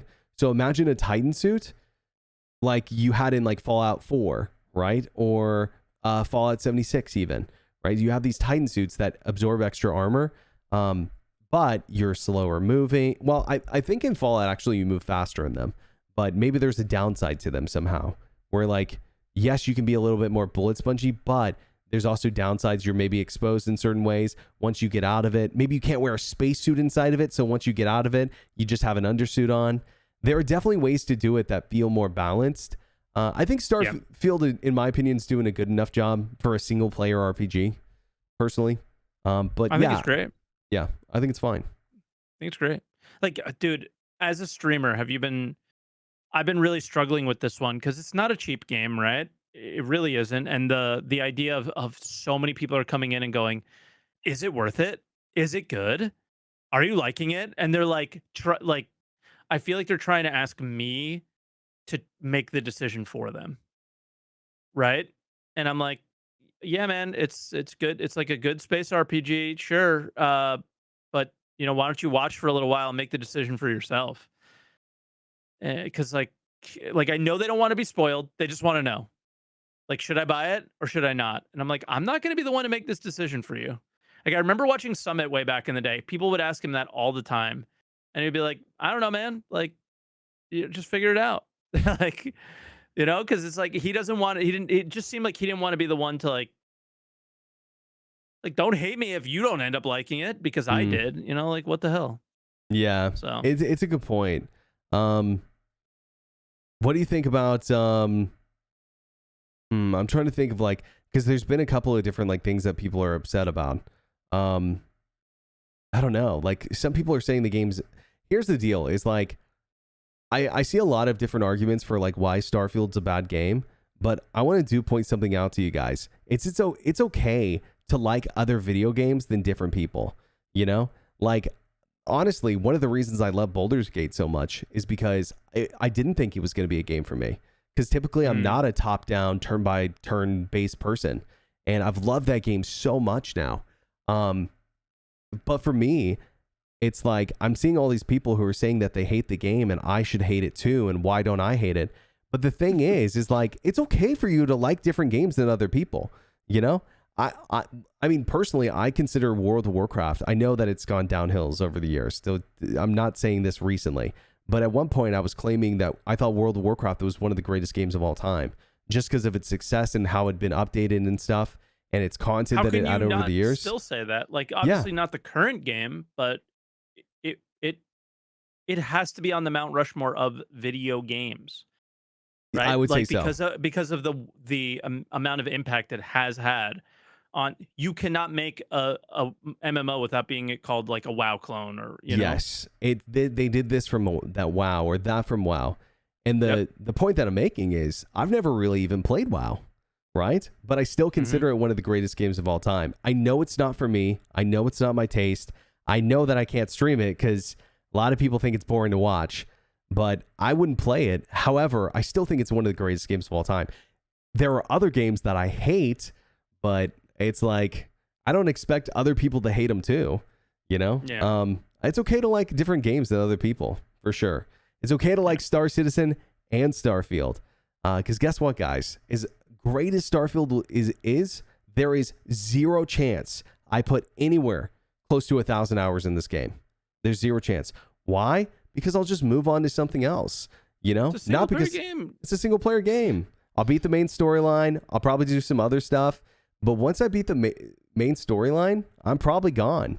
And that's not because I think the game's bad or it's a dead game, but it's a single player game, Yeah, you you know? might come back and do a playthrough with a different type of character and a different type. You'll probably do your pirate playthrough at some point when you know that it will work properly, but Hopefully. that might not be anytime soon, and you're gonna play it once, put it down, maybe pick it up again. Like I did a second Mass Effect playthrough somewhat soon after my first time I played through it. Like, all right, I did my Paragon, now I'm gonna do my, evil side or whatever. And it's a single player game. I haven't played Right. Mass Effect in forever. It's still one of my favorite games of all time, you know? 100%. And the thing is, though, is like what keeps me going and what keeps me engaged and what keeps me wanting to come back for more in a video game is the social aspect and is Yeah. the experience that you get with other players in a game with you. I'm talking about Yes. the games that I'm talking about are like Sea of Thieves, Star Citizen, Rust. Wow. This is why still WoW. people still Yeah. play WoW. Again, it's not my game, but I don't play WoW, but I'm sure a lot of people love it for that reason. Yep. Another game that I haven't played, but I've watched a lot of that has the same experience is DayZ. Yep. You I knew know, you were gonna say Daisy. yeah, DayZ. And so these games, in my opinion, make up something that no single player game will ever have, which is interacting with other players. Even co-op is way different, in my opinion. Co-op is way different. The fact that you can go into a game and have no idea who's going to be there, how they're going to react, are they going to shoot you? You could maybe talk it out. Dark and Darker added VoIP, dude. So much fun, man. I like literally played offline the other night with a buddy for a few raids, and I go in, I'm with my buddy, he dies, I roll into a group of three, and I'm like, I walk up to him, I'm like, gentlemen, I was like, we can talk this out, we don't have to fight. And they're like, what are you doing here, what are you doing, like, you better get out of here. I was like, listen guys, I know typically you guys probably wouldn't want to have a fourth person on your team, however, I'm playing with my friend and he's kind of a dumbass and he died. I was like, would you please take me in? And then they were like, come on with us, whatever. And we run into this other group and we're like fighting them. We're shit talking them as like a group. It's so much fun. Like the kind of shenanigans you can get into when you have this like random element of like other players who you don't know interacting with you. And that's not for everyone for sure. But for me, that's what makes the game special, or those games special, personally. Agreed. Yeah. And that's, I think, what both of us are like yearning for out of SC is Yeah. those experiences along with all that immersion stuff. Yeah. So, Because again, we're talking about how games could potentially be, or Starfield could potentially be even co-op. Imagine base building, but with your org mates. Imagine boarding ships, but with your friends. Imagine, That's what pissed me off the most about No yeah, Man's Sky was they said, oh, 32 player servers or something like that, mm, 32 players. And I was like, sweet. So like I can bring my stream along with me and we'll like build a base and we'll do exactly what you said. And then it was like 4-player party. And yeah. I was like, wait, I thought it was 32 players. I guess they mean No. there can be up to 32 people on the server. Yeah. Is what it But means. like, yeah, but it didn't like really read like that, or I'm just an idiot. I'm sure I'm just an idiot. But but then I was like, you know what, guys? Like I was gonna stream it that day that they did an update and that was in there. And then I was like, you know what, guys? Not interested. Because like Yeah, it's cool, but it wasn't what I was looking for. Like yeah, I wanted a Conan or Daisy or Rust or whatever. Like big group, make a big base. Let's goof off. We weren't, you can't PvP or anything, but it was just like about working together. Or you go over here, you get this material, I'll go over there, get this material, and we'll yep, do this thing. And nope. yeah. And so it's important to like have balance, right? Because you have other games like Starship Troopers, right? I don't know if you played. I've Um, watched you play, so yeah, I know of it. great game. A bit repetitive after you played Hmm. probably 30, 40, 50 rounds. A bit repetitive. But man, what a cool principle of like getting together with 16 of your friends and being able to just like absolutely destroy these bugs, And that's another thing. It's just like I think the cooperation and the logistics is a really fun part of it. And if we can get even a hint of what we're getting in Starfield or and Starship Troopers in Star Citizen, I think it will be amazing. But it's like, are they going to be able to pull it off? Man, I really hope so. I think they can given the time, but I just don't think it's going to be a quick process at all. Yeah, I don't think it's going to be a quick process at all. I'm just dying for meaningful art. Like if I was going to take a couple things from Starfield and insert them in Star Citizen, none of this is like out of the realm of possibility whatsoever. It's like super possible. Is meaningful armor upgrades, like meaningful mods and things like that to armor, the ability for you to craft them yourself, and finding things out in the universe and worlds and planets and moons Yeah, that you build things with, right? That you craft things with.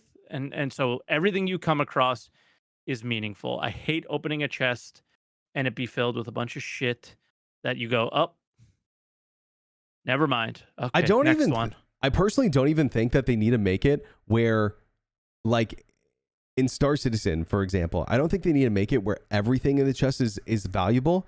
But like, have you caught yourself like using the quick interaction in Starfield just to take like one or two things off people every time? It's like credits, ammo. Oh, they got a cool gun. Boom, that's mine. But it's like I Yep. leave the other stuff because it's too heavy or whatever. You have to think about it a little bit. I took everything and You take I everything? pretty much and sold it. Yeah. I try, dude, but it's like, how do you carry that much stuff? You got your partner. Well, true, but like, I guess I made a mistake early on getting too much resources. And so I was like trying to figure out what to do with them. Turns out you can't really do anything with them unless you're using them on base building. At least as far as I No. can tell. Oh, I guess there's crafting, but I haven't got into that at all. Yeah, yeah. I haven't got It's into crafting at all. It's all crafting, base building. Okay. I need to get into all that then. I got to get into Yeah. crafting. Oh, Big yeah, time. you do. Yes. Yeah. Because it's sick. Like the food crafting, the mods, all of it is. I'm saving stuff. I'm doing now. All I want to do is gather resources. Once I realize the possibilities there, like going around a planet and gathering a bunch of crap is not boring, right? It's like, okay, I'm doing this with a purpose. Mm, Lead? Oh, there was that mod I needed lead for. Nickel? I ran out of nickel and I couldn't make that thing I was trying to make because there's research, there's mods, there's suit crafting, there's weapons crafting, dude, it's yeah. sick. It's Interesting. sick. Yeah, I haven't gotten into the crafting at all. I've been mainly trying to do base building. But interesting.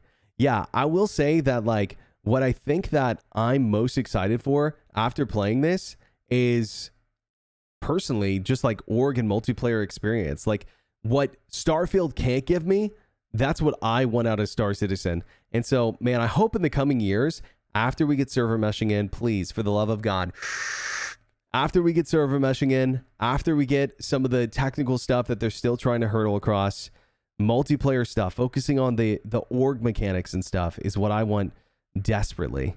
And what you're saying, right, the items having value and stuff is part of that, right? Because, okay, all of a sudden you have a need for gold, iron, nickel, copper. Okay, well, guess what? Now people are going to want to go collect that. Why? Because they can sell it, right? Like creating these opportunities for player market. I know a lot of people get really nervous when we talk about player-owned markets in Star Citizen. They think it's like this terrible idea. But I think leaning into that a little bit, I think creates gameplay that's really good. Like when you could sell railguns on the, you know, the player market, and people were buying them around Jumptown for like $250K.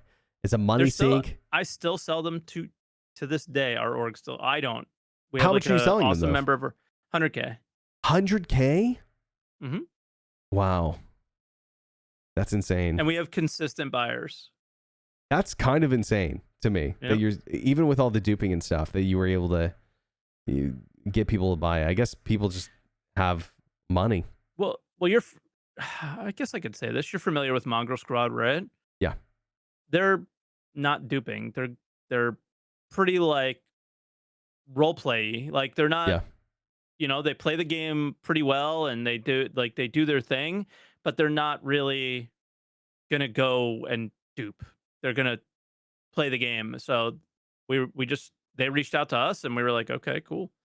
So that works out that you find people that are like willing to play along, because again, we all have to fake it, pretty much everything, you know, up to this point to make the gameplay. So they're willing to play along with us, and it works out. But Yeah.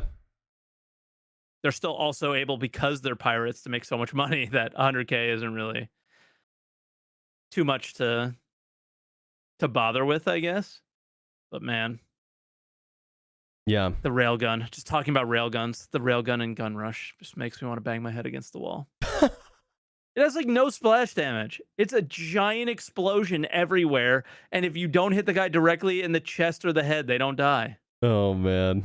No, totally, dude. It's one's like, a goofy one. There's another one too. It's the snipers, dude, are so hard because the hip fire on them is god awful. And they do that on purpose, right? Because they didn't want you point firing them, which fair enough, right? But it's like, dude, it's tough coming from a game like Tarkov that does paint fire or point fire so well, and then you go to Star Citizen, doesn't do it at all, right?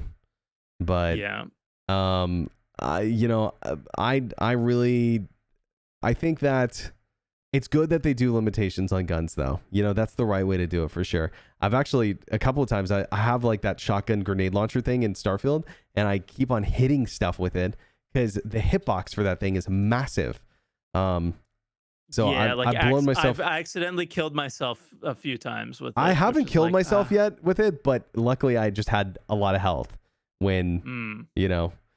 So listen, everyone, I want to introduce our special guest today on the stream. It's Lola. Everyone give it up. Oh, she just saw herself. She's gone. She just saw herself in my screen that like our main camera is on, and she got scared. So she's staring at herself right now. Yeah, let me see if I can get her to see herself again. Look. No. Dude, she's cute. She's a cutie. Yeah, she's awesome. But she's a daddy's girl, so if I close the door, it's like the end of the world. Oh, yeah. No, I get it. Like every time we do the podcast. In there? Yeah, every time we do the podcast, I see you in there. Okay, so I don't know. I'm trying to think how I want to phrase this. Is do you see yourself playing Starfield next week? Yes. On stream? Maybe. Just curious. It's not a stream game. Like single player games, like certain people can hard to stream single player games, guys. Really. Yeah, and like that's why I made an alt channel. We talked about that before on the podcast. It's like I wanted to hone those skills. I checked my view count after this, like right at the end of the stream before I rated today, and it was double what I expected it to be. Yeah. Double. So I was very happy with, and then even what I like checked in my email with my stream summary, it was a lot more, and I think I was doing better with it. And that's why I say maybe. It just comes down to like, am I going to keep, going to be able to keep doing interesting things for people? Hmm. Are we gonna, because like Star Citizen is easy to stream because you just talk about what you want from the game when it comes out. Oh, it would be much better if we did this, and then somebody chimes in with their opinion. There's no opinions to have in a single player game. It's ooh, like what traits did you take? Things like that. I got the adoring fan. Did you? I did. Oh God, It's bro. It's Twitch chat. ridiculous. It's ridiculous. It's so funny. And you have an option. Oh, see, I don't want to spoil. You have an option to make it even worse. No. Yeah. No. Yeah, don't spoil it. Yeah. So yeah, like that's pretty spoiler. So I took that and it's fun. Okay. It's super funny. Okay. Uh I expect like I don't know why I took it, but it ended up being pretty goofy and I enjoyed it. Okay. Interesting. Okay. Well, I mean, dude, I've got an idea. I don't know if you're going to like it, but I think that since this is our first and maybe our last live podcast, I'm not sure if we're going to keep doing it this way, guys. I think we're willing to answer, let's say, 3 questions from chat. Sure. Like if you guys just have ideas for questions we should talk about for Starfield, I'm willing to take some questions. So if you guys have questions, then I liked streaming this, by the way. I don't know if we would stream it if we did do this again. No promises, but if we did do this again, I don't know if we do it on my channel. YouTube was having some issues with streaming, but I don't know. Live podcasting is the best way. I've really liked this, guys. Honestly, it's been a lot of fun. I think that if we did this again, I'd probably throw Chad like up somewhere on the screen, most likely, so people could see who are watching on YouTube. But for the most part, I mean, this was fun. This is a good model, I felt like. Yeah. It would just be this time of day would be an exception. Like I couldn't do it at this time of the day normally. So that would be the problem. Yeah. No, we wouldn't have to do it at this time, dude. Honestly. Okay. Yeah. I would want to do it earlier, or we could do it later. Doesn't matter. I'm flexible. I don't know about you. But I don't mind doing it live, but it would just have like, how something Sundays we didn't were talk bad about for at all. you? Yeah. Weekends are bad. Like weekends are bad. Weekends are bad for you. Fair enough. Yeah. I feel like this is a really good question. Okay. We didn't talk about this really at all. And this is so hard. Is what I'll say. So I'm going to try to answer this the best I can. This is a really hard question. Is when you say that you could compare Squadron 42 more to Starfield than Star Citizen, and the answer I think for me is no, right? Because I can't play I can't play Squadron 42. What is Squadron 42? What is it? I don't even know. I don't even know what it is. I've seen a comm station and I've seen a really stupid mission so far. Like, just like one mission that's like how many years old now? That was 2017. Like what even is it? I don't know. It's tough, man. Again, I really like that question, but it's like, how do you answer it when we've really only seen you watch the vertical slice, right? Yeah, that's what I mean. I've seen great. one mission. It looks cool. Yeah, like I said, stupid mission, but like it wasn't a bad mission. It wasn't a bad vertical slice or anything. It's just it's so hard to make that comparison of something that almost nothing about. Like seeing the Starfield Direct, I had way more infinitely more information than I know about Star Citizen, the game, and what it's going to look like when it's released, right? Let alone Squadron 42. You had way more information to pull from because they were final UIs, final systems, final, like all this stuff that was final. And like this, design decisions were made, developed, and finalized where we're playing something that not a single piece of the game is in its final state is like, what, like, the flight model they're still figuring out, for Christ's sake. So like, what are we supposed to do here? Is it make comparisons? You It's can't. It's tough. impossible. I would love to. The only comparison you can make is both are single player games. One is released, one is not. That's just how I feel about it. Yeah. It's tough, man. Yeah, once released, and they're definitely not competitors, right? Like, No, because there's the no deal such thing. is well, I do think there's a thing, right? But I think a competitor would be like Squadron 42 and Starfield releasing in the same month, right? Yeah, Elite and Star Citizen were competitors, in my opinion. Fair enough. Fair Right? enough. They have to be so similar. Like, how is how is a single player RPG game set in the future the same as a military, like, space opera, which is, I guess, what Star Squadron 42 is meant to be, anywhere remotely the same? Like, you're not going to be crafting weapons and building spaceships in Squadron 42. You're You're just not going to going be. to be you're playing a movie. Like, if it's anything like the Wing Commander games, you're just playing a movie. And Okay. it's going to be sick, but they're totally different things. Hmm. I completely agree with you. I've got another question that's kind of in the same vein, and this is Mhm. just going to be pretty much a yes or no question. But if in another universe, Starfield was actually Star Citizen, so it's basically what they're trying to say is it's released at the same quality that in the experience we're getting out of Starfield. Does that make sense? Would you be happy with it? Same level of detail as Starfield. Would you be happy? But it's multiplayer, Well, I guess. Squadron 42. Sorry, the question was for Squadron 42, not Star Citizen. If Squadron 42 was released at the same level of detail as Starfield, would you be happy with it? Oh, that's kind of a weird one, but um yeah, I guess I would be fine with it. Like, here's what playing Starfield and what just generally playing other games more recently has told me. It's just wow. It's really nice to play games that are finished, right? Like, it the for me, Squadron 40, like, the thing about Star Citizen is they've put themselves in this box that they need to completely blow your socks off and be the greatest experience you've ever had in your entire life, or it's the worst thing ever, right? And the thing is if it was released at this quality and it told a decent story, it'd be a great game. Like, I why like what is this? These are the expectations Star Citizen is making for Mm. themselves, and it is the worst decision by far they've made.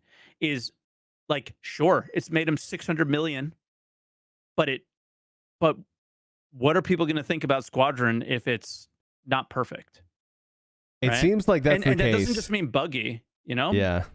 My expectations for Squadron are super, super low, like below the floor. Because guess what?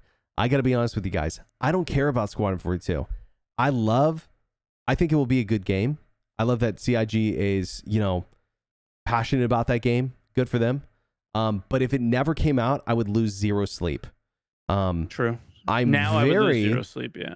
I'm very um, surprised to see so many people say no when we asked, would you be happy with the game if it released at the same quality of Starfield? Because man, Yeah. honestly, I would Because the bar is so high, dude. I'd be extremely, extremely happy personally. But again, I care about Squadron, or I care about Star Citizen, not Squadron 42.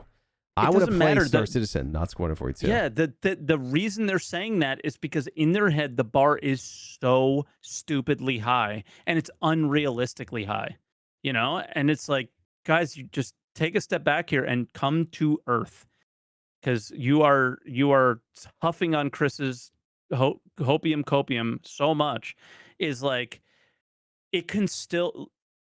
I also don't think that they've played, a lot of people have played Wing Commander, and they probably don't have the right expectations Hmm. of, like, like, again, Wing Commander games. We've talked about this, I believe, on the podcast before. If not, I've definitely mentioned it on like We Answer the have. Call and other things. Is It's very simple, dude. It's a subpar mission, like meh-ish gameplay with some with a really cool story and some sick cutscenes. And now like he's taken the cutscenes and like injected them into the game environment so they feel more seamless. Yeah. So it might like take it to that next level. But my expectations are to like do a lot of this, like sit back and be like, whoa, oh, okay.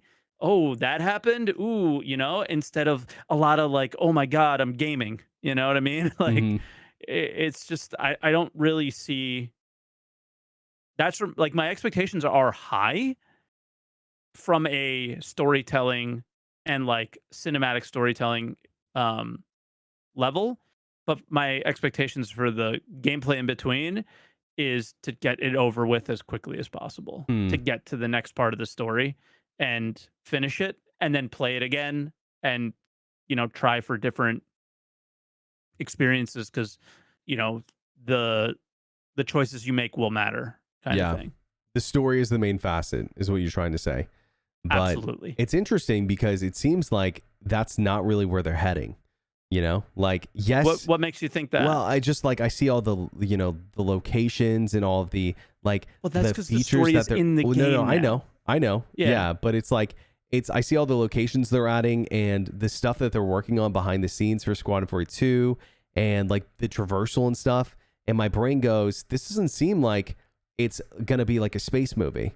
It seems like it's more gonna be, but I Well, could because be you have the wrong. gameplay, you have the gameplay in between. Right. But what I'm saying is people's expectations for the gameplay is to be so incredibly high, and it's Mm, just I see what you I mean. don't. Yeah, like we saw the vertical slice. It was you were in space and then you were on the ground. Like you were Yeah. doing things. There was a mission.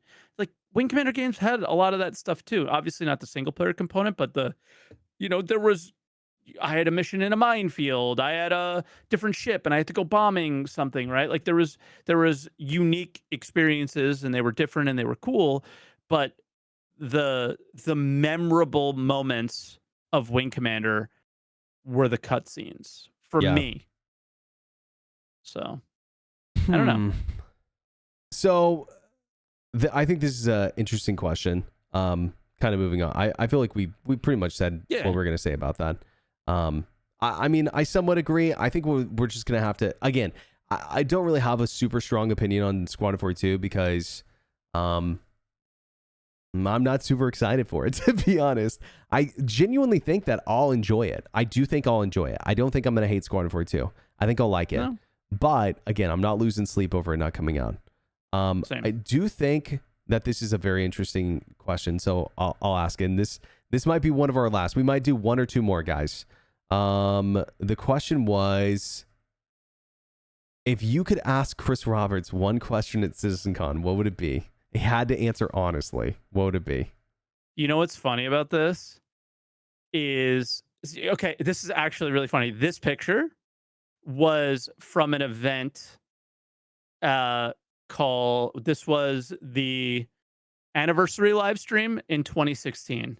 This was like a few months before the embarrassing holiday live stream that they did. And Chris is actually in that picture, not Todd.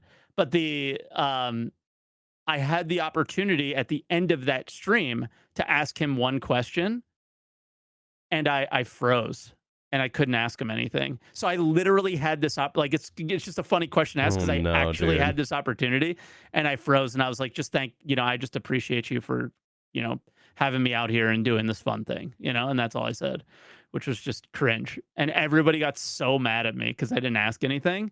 But dude, whatever question I would have asked, it was 2016. He would have just made up the most ridiculous thing and it would have never come true anyway. So it didn't really matter. But if I had to ask him one question, um, it would be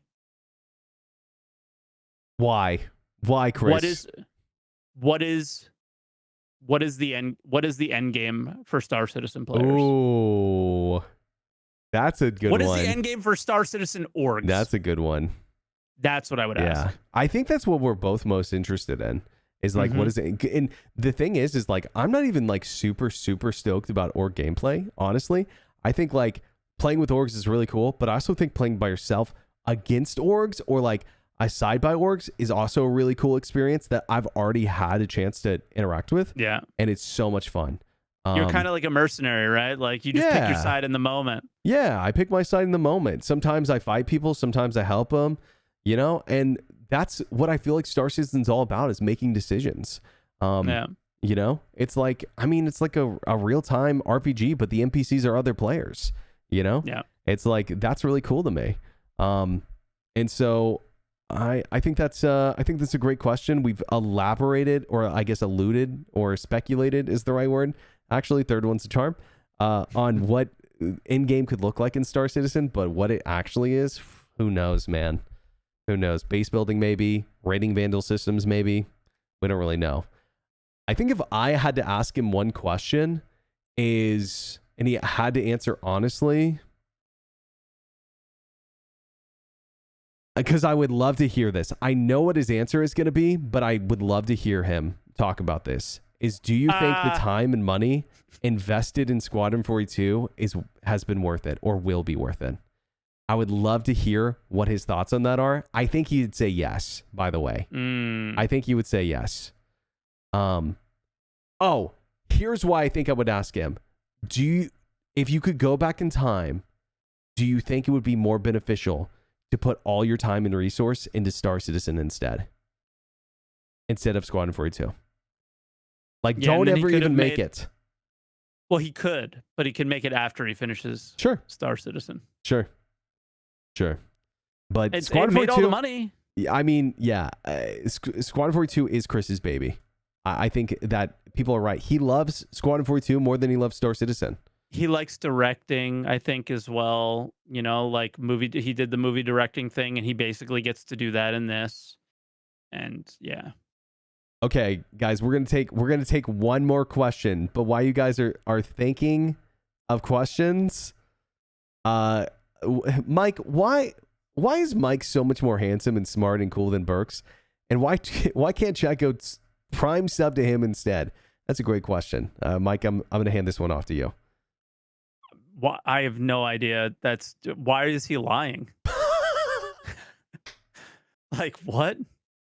Bald? Mike, why are you lying? Okay, clearly you're the better content creator here. We're gonna answer one more question, guys.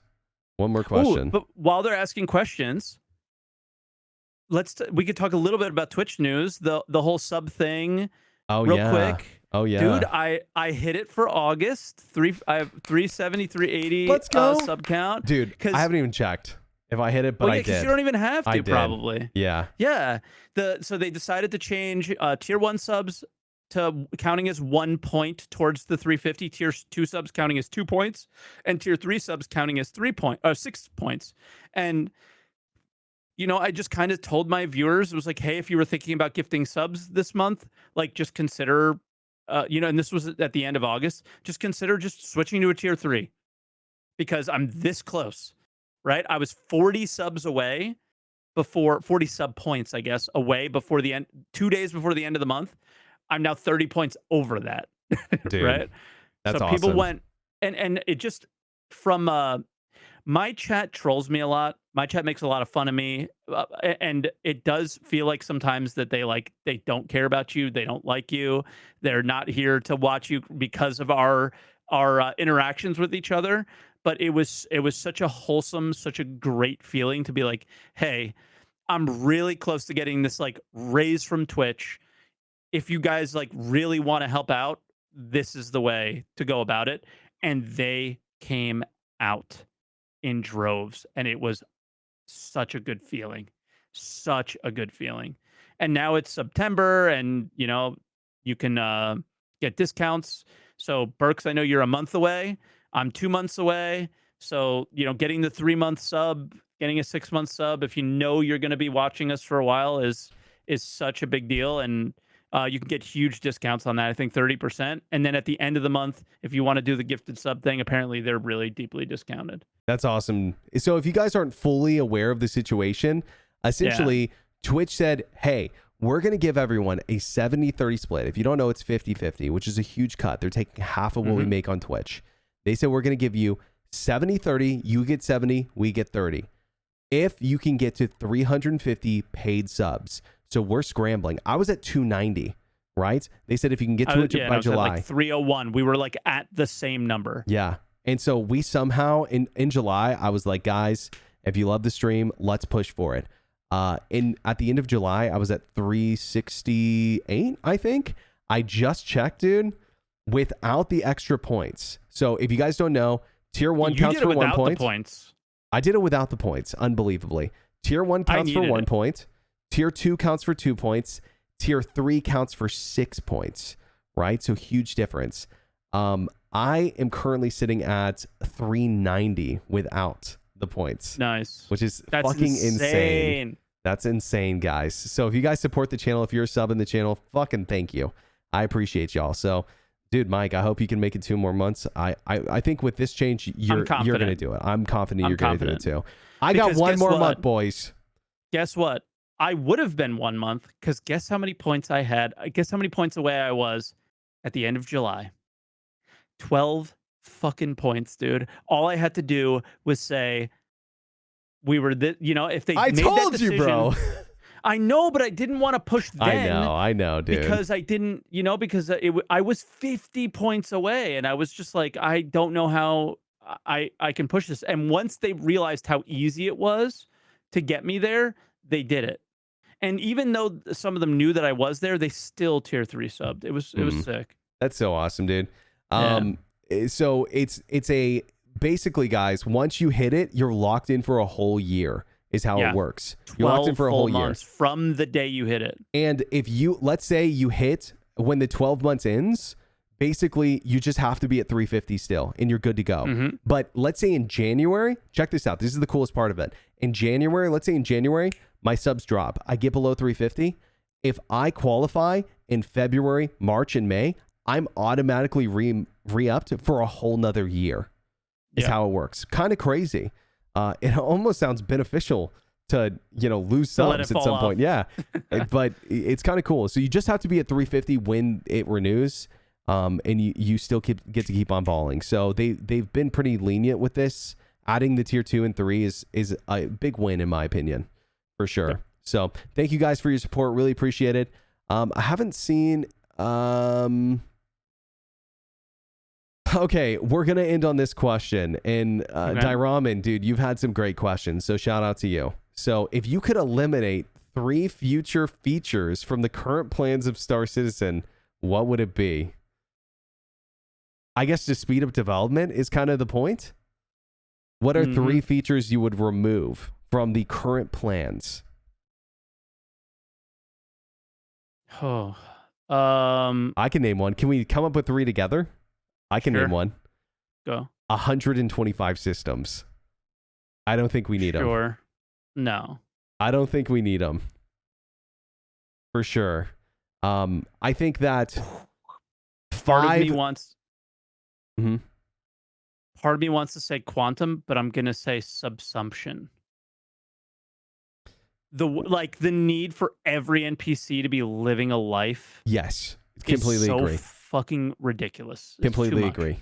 I don't need that. I want to randomly run into NPCs. I want them to say, "Help! Help! I need help! I'm being raided by pirates. Yes. Come board my ship and help me clear them off."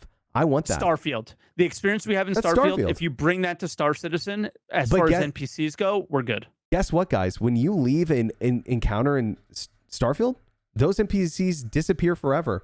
And guess what? In Star Citizen, that wasn't the plan. But we don't need that, man. I don't need to run into a miner that is, he's a good guy, but he's got trouble at home. He's got 3 kids, but his wives are fighting. Him and his wife are having fights and they're on the brink of divorce. And if you steal his cargo, it's done for them. Actually that kind of sounds cool. Really sick. That actually kind of sounds cool. But you can do that.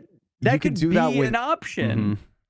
I don't need a random option that appears. Yeah, I don't need to run into that guy, a year from now, and he's the CEO of his mining company now, and he's like, dude, whatever. Thank you so much.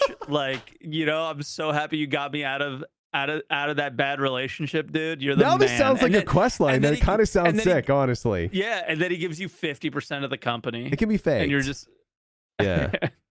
That can be faked, but we just talk about it. It doesn't need to be living and breathing, I don't think. So that's 2. One more. Okay, so Quanta, we want an economy system, but not quant in its current state, right?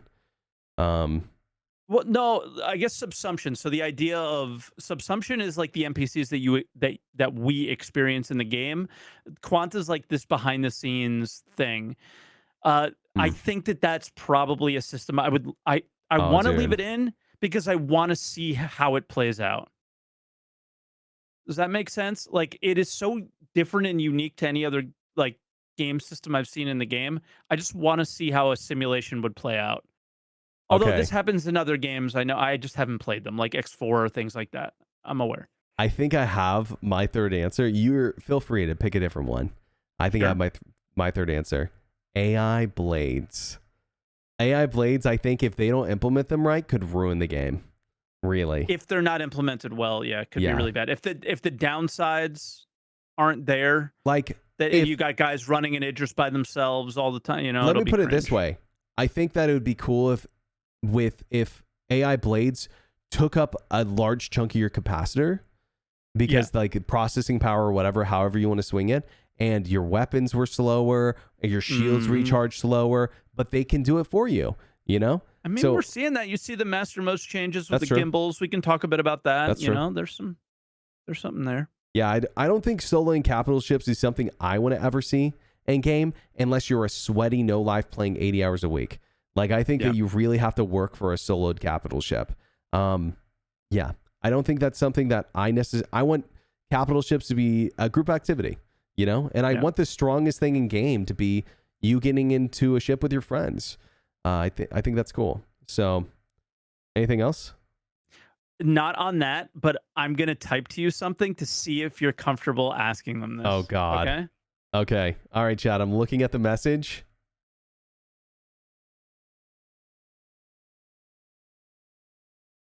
I can't spell. There we go. Um, are yo, Mike, are you fucking kidding, bro? Why would you bring that up, dude? That's super No, I'm just kidding. I Because I don't want to throw a podcast idea without talking to you first. Because I'm it's just kidding, our. guys. Um, But I had it the other day, and I was like, we can end on like they're all here. We can see yeah, if they would sure. like it. He just wants to ask about a future podcast idea. I'm cool with that. Yeah, Okay. no sweat. So, because I just think it's perfectly set up for this. Me and Berks are sitting here. There's this TV that we, have our logo on usually, or the other guest, but we can put. If you guys ever watch tier list content, so the tier list behind us, we could talk about because we That don't doesn't always have have a to be the whole guest. topic, though, right? We could talk about something and make a tier list about it, right? Why not? Yeah. Right, because it's just the TV's behind you. You can put the thing on the tier list, and it's visually appealing as well.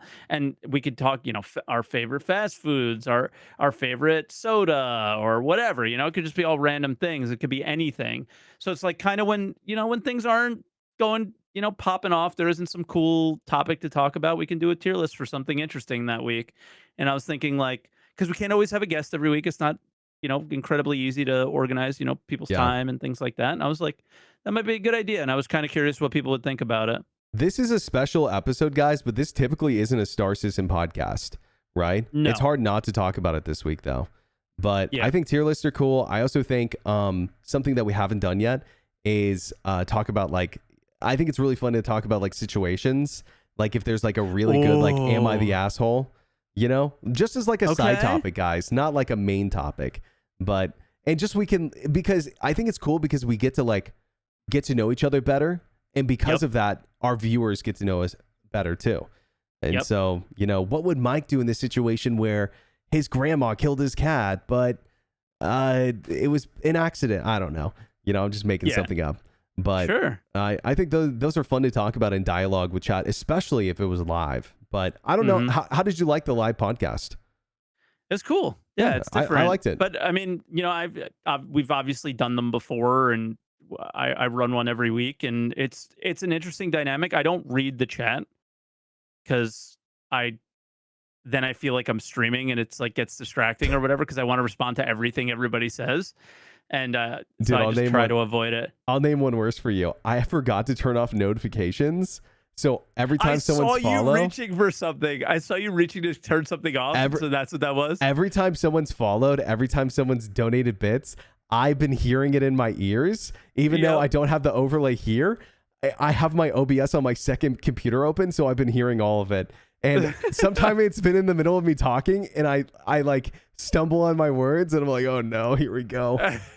But yeah, Yeah, we like threw this together because this was a like thrown together. We Starfield typically Mhm. Starfield release for me 8 p.m. Eastern was when on a Thursday night is when we record the podcast. So we had spoken Yeah. prior to this. It was like Berks is going to be playing it early and going through that time. I'm going to be wanting to play at that time was what I initially thought. So it was like, we're not going to be doing this. And then oh yeah, they're all gifting and donating right now for sure. Yeah. So yeah, we thought that we would try it live and see how it goes. But again, well, if we do continue to do it live, we'll have to consider days, times, whatever. But For sure, for sure. But yeah. yeah, this was really fun. I can just still hear this in my ears. It's throwing me off so much. But You know how I have the channel point sounds or whatever, and they go off sometimes? That's what they would have done to me for sure if they were playing. 100%, 100%, dude. But yeah, I think we're wrapping up here, guys. For sure. I think final thoughts, scale of 1 to 10, what would you give Starfield? For my first 15 or so hours, 8.5. I'm giving it currently an 8 to 8.5, depending on what I'm doing. I think it has the potential to be a 9 if the storyline, the main storyline gets really good. But I'm not there yet, right? Okay. It could even go down to a 7.5, right? Did I'm just you not ever down there answer? Will you be playing it a week from now on stream? Will I be playing a week from now on stream? Maybe. Yeah, it depends on what's happening in Star Citizen because Exactly. at the end of the day, yeah, it's a long game. It's a big time investment. And other people want to say, I think it's really fun to stream. I think people are enjoying watching it just because there's so many interesting and different things you can do in the game. Yeah, I know the game's not for everyone. There's just so many crazy things that can happen. I saw a spoiler-ish thing from just like a random side thing that can happen on Twitter, and it is so funny. Like, there's just so many little things in the game, you know? I just it's great. It's great. Okay, very Like cool. the scenario you just gave about the miner before, I had that in Starfield today. Really? A husband and wife yelling at each other, arguing about where something was, and they were asking me for directions on where to go. And I gave them the directions, and then the husband goes, "See, I told you I was right." And then the wife gets all mad, and then they jump away. And I was like, "This is ridiculous." Yeah. I'm really liking it. Maybe, guys, I'm biased. I see a lot of people are giving lower ratings. Maybe I'm biased towards space games. I'm really enjoying it, like genuinely. I know I'm sponsored by Bethesda, but nothing in my contract said I couldn't speak. They literally say, give your honest opinion about it. And so if I wasn't enjoying it, I would tell you guys straight up. I'm really enjoying the game. Maybe, again, I'm biased. Maybe I'm not sponsored, and I'm the most negative person on the planet, and I gave it an 8.5. Yeah. Right? So I don't know what it is about it, but I'm really enjoying it. The experience, the vibes. I do think some stuff could be better, but sure. I'm really liking it. But anyways, Mike, it was a lot of fun, dude. Good conversation. Guys, thank you guys so much for watching our first live podcast. Really fun to like answer questions live. I mean, obviously we didn't make the game, so we don't have super deep insight, but I like having you guys here. It's a lot of fun. So thank you guys. Before we go midweek, this is what I'm hoping for is midweek. This and all of the other podcasts will be up on like Apple and Spotify and things like that. I am still figuring out like the easiest way to just kind of do it and get it out there as simply. And I think I finally just figured it out. Like if you saw me typing, I was like, wait, and I just like came to me. So it should be by midweek. We should have everything up so you guys can listen to this. So thank you everybody because we hit 1,000 subs. We're at 1,200 now. Yeah, it's been really doing well, and we just I really appreciate you guys. And this has been one of the not scariest, but we're out of our element, or It like is. different thing than we've done, and we didn't know how it was going to go. And you guys seem to like it. So this is awesome. Yeah, it's really And that's all awesome. I have to say. We're not making a lot of money off this, guys. This isn't like a very profitable idea for us. We're just having fun with it. So We've thank you made guys. $0 Yeah, up to this point. I mean, I've actually made negative dollars because I've been paying for a like a editing subscription thing for it, like cuts together the camera. I canceled it, but I'm negative right now is what I'm trying to say. Yeah. So we're doing this because we love you guys. We're trying something new, and it's been a lot of fun. So thank you guys so much for joining. We'll see you guys in the next episode. Until then, this is Desync Podcast signing off.